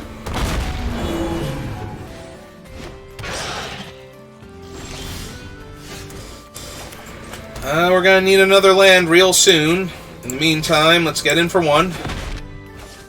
And cast out a 3/4.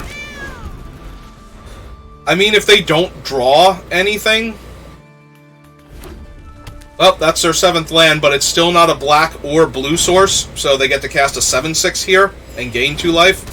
But if we top deck an untapped land, we just get to kill it. So here's hoping for an untapped land, so that we can just basically win this game. Nope. Unfortunate. Alright. Well, I'm just gonna keep putting pressure on them then, with what we have. Does Miram fly? Of course she does, she's a dragon. Like, who cares that she's a... In fact, the fact that she's a ghost just makes it easier for her to fly. Like, I almost feel silly for having asked the question now. Alright, Owlbear is fine if we top deck a land. Unless this is their island. If it's their island, I'm in a lot of trouble. But yeah, as long as I top deck an untapped land this turn, everything is amazing. We'll hit them for 7, we'll kill their 7/6, and we'll put a 3/3 on the ground. Unfortunate. Alright.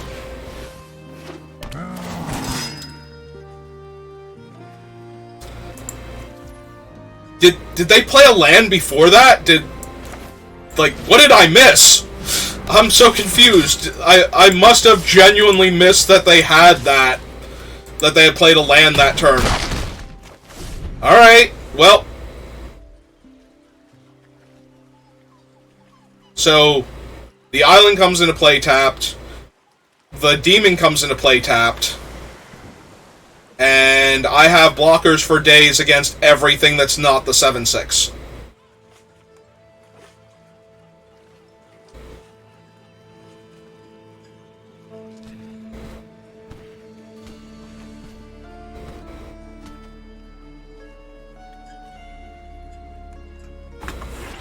Did we do it? They have one unknown. They obviously didn't top deck the island because they didn't slam Miram here.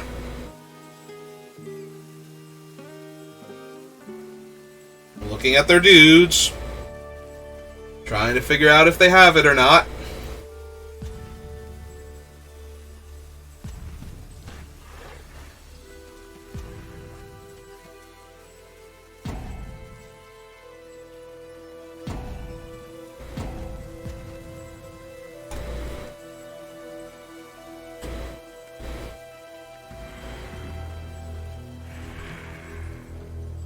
That's true. If they have another dragon they can cast, they'll gain 2 life.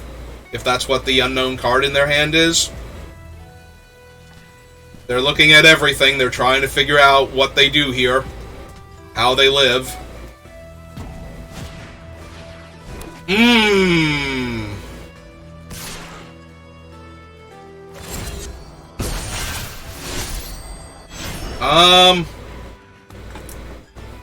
So, we know literally all of the cards in their hand.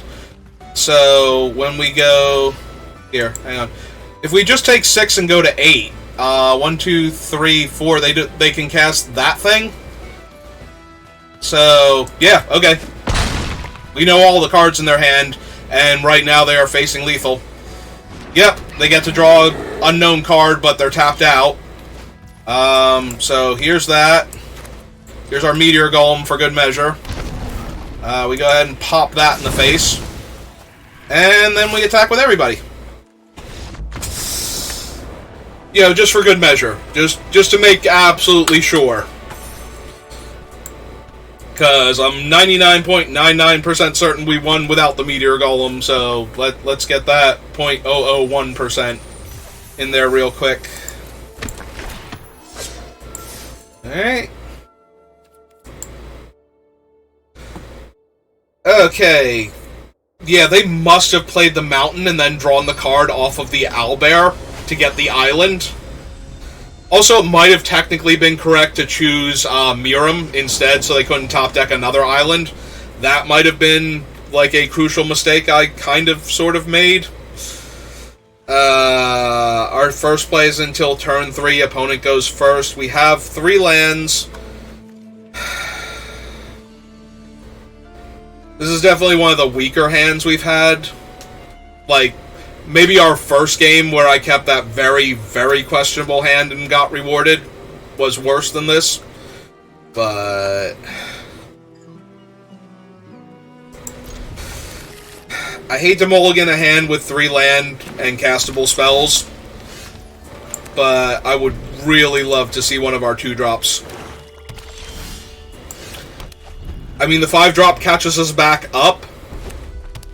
Oh, good. Another potential Dragon's deck. Oh, wait. Is that... No, they don't have islands. They have swamps. So they milled Thraxus and Prowler and took back Underdark Basilisk. So that's neat, but...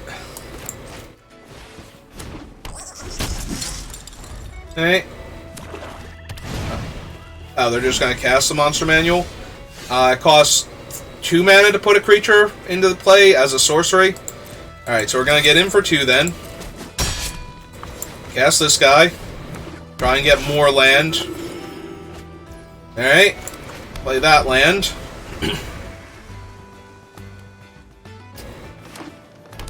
I mean, it's a bad Elvish Piper, but I was going to say it's still an Elvish Piper. Okay, we want to hit lands more than anything, so I'm just going to cast out another Priest of Ancient Lore here, although I should have tapped the Island Plains instead. Alright. Oh, they have a Tasha! How lovely! I mean, we have options for Tasha. Don't try anything cheeky now. I'm just going to take the 4 here, because I want to be able to blink the Priest of Ancient Lore.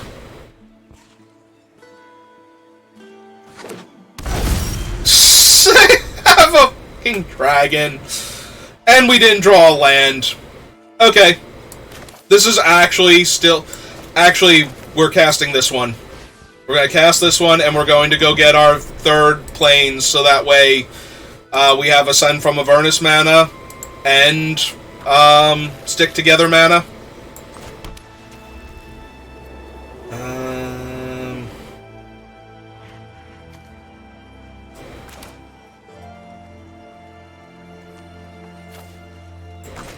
Alright, let's see what else they got going on that we might want to mess with here. Oh. Oh, she's an elf druid. Yeah, let's choose her so that they're more inclined to put her into play.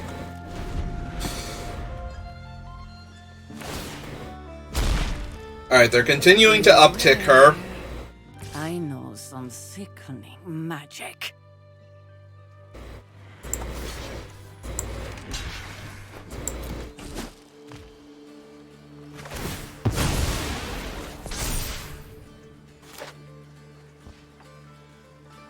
Other cool thing, okay, we're just going to put her down and cast the Basilisk. Okay.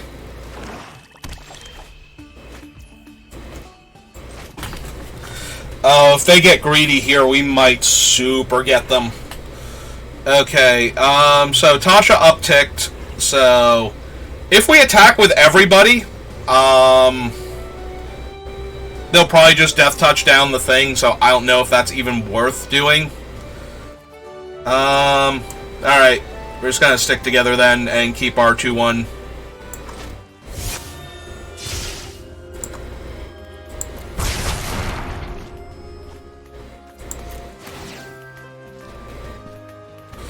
And we can't attack. Yeah, they might uptick Tasha here to try and keep her, and that gives us one chance to draw an untapped land and kill Tasha before she ultimates. Yep, that's what they're going for. Don't come any closer. I hate everything forever. Alright. Lay out the warrior. Blink him. That would have been the turn, and yeah, of course it's one card down. Of course it is. Why would... Well, on the bright side, we will have Meteor Golem followed by Displacer Kitten. Yep. And they're mill... Do they mill us? Oh, right, but they get all the creatures, so it doesn't matter that they milled us that much.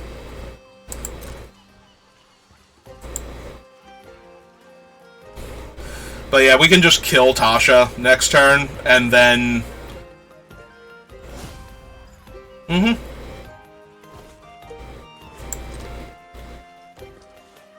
How many cards? We have 11 cards left in the deck? Alright. Yeah, this Ascend from Avernus and the Blur and the Kitten, we're gonna wreck them pretty hard, I think, if they don't have an out to the Meteor Golem. Alright, so we kill Tasha first, because she's the biggest threat. You know, dueling used to be fun. They might hit us in the air for 5 here. Yep. That's fine.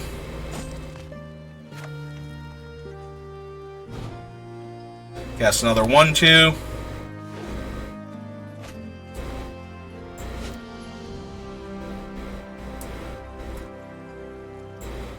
Alright. Let's play our 3/4 flyer.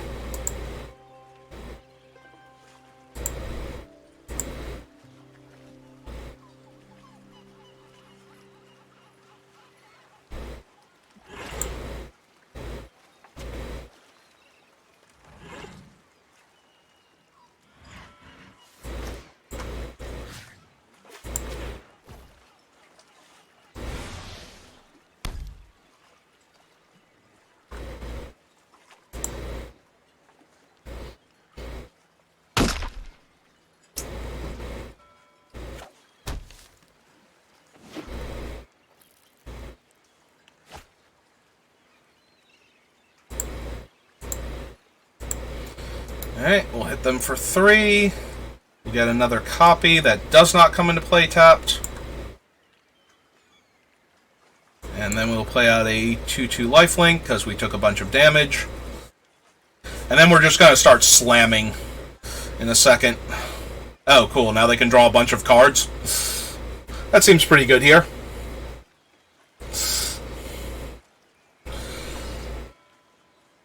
Ah, they have a 4/3 with reach. Okay. Nope. I'm down.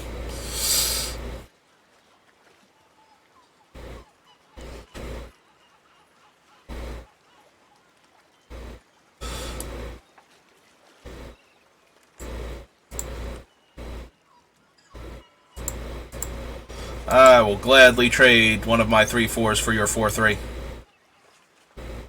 Oh, cool. I think they even chose the one that doesn't come into play tapped. Okay. Let's play out the Kitten. And the lifelinker.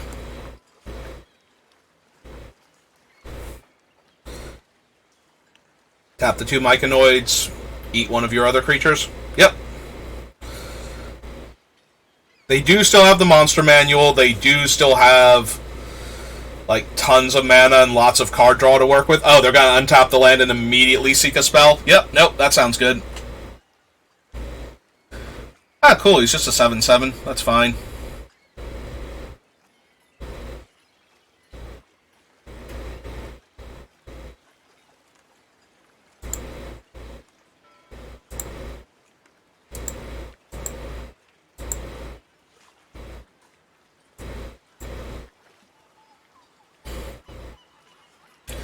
Alright, you got anything cool going on in there, opponent? Nope, just 2 lands. Okay, that forest comes into play tap now. Yeah, let's see what I get. Let's see if I get anything cool here. Alright, we'll play a Pilgrim's Eye, get another land. Might as well, it's another flyer.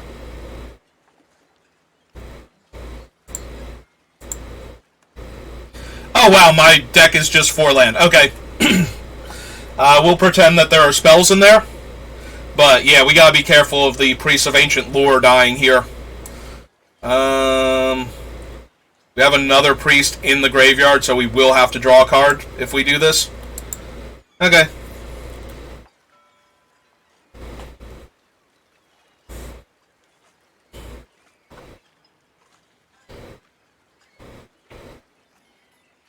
Well, our opponent is drawing like a madman, so they have something. Also, that means we have no ways to blink with Displacer Beast except the Ascend from Avernus.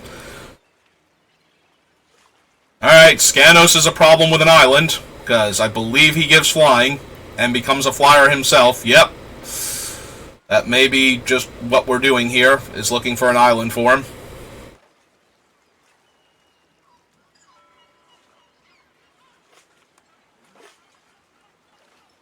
Well, if that's what we were doing, we're about to find it.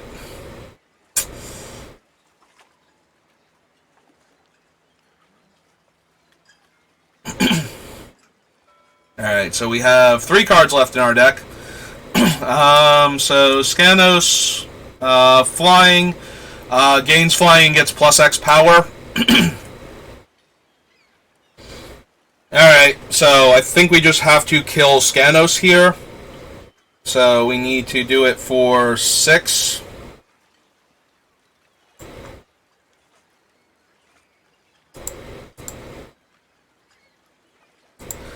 I want to attack first and get them to trade the 1/1 off. So, yeah, let's go to combat. Swing 4 in the air. They probably trade 1/1s here.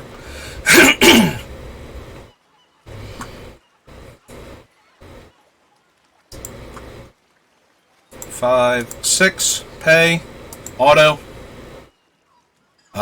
We will blink Meteor Golem.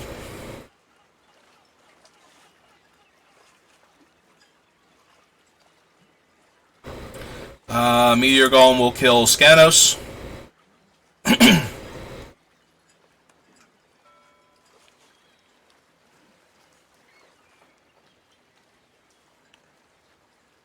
They'll sack Skanos to draw a card, that's fine. Everything comes back. We hit done. We decline. We decline. We would decline if that were an option. We definitely want Lozan to come into play tapped. And we want to pass the turn. And we currently have 2, 3, 4, 5, 6, 7, 8, 9, 10, 13 roughly power worth of flyers to work with. And they're at 11. Cool. Oh, 12, 13. No, that still only puts them up to 13. They are still dead.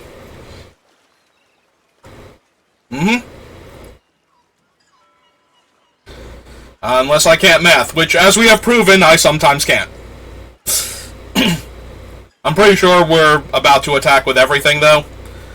Just because.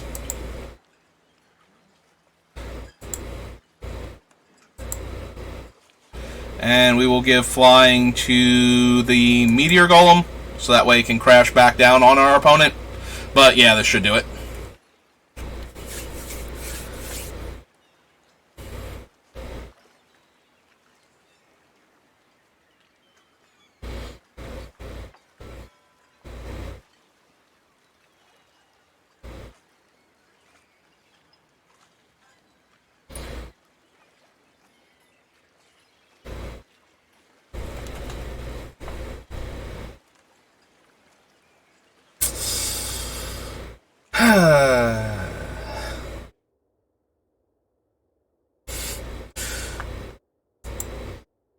I mean, it's a little sad without the music, but, you know, after, what is it, 3 weeks of this set now? Constantly finishing, with, you know, only 1, 4, and 3, I think. Maybe 2. Definitely feels good to actually get the 7 wins there. Alright, let's see what we got. We got Favorite Enemy. Alright. Got Malfeshny.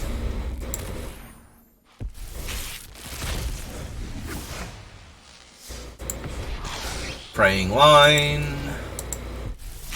We're also going to get a Mythic Wild card in a few seconds. Oh, we got one of the things that... So this could be Minsk and Boo, Monster Manual, I forget what the other ones are. Oh, Earthquake Dragon. Earthquake Dragon is X-less and is a 10/10 Flying Trample and 3 mana sack of land. What's the... this version of him, what's the difference? X is a total mana value of dragons you control not named Earthquake Dragon. That's what it is. Okay, Flying Trample and sack of land, return it. So, your second Earthquake Dragon, if they kill all of your other stuff and leave you with an Earthquake Dragon, you don't get... Ah! We finally opened the Were Polar Bear. His spellbook's full of fish, I believe.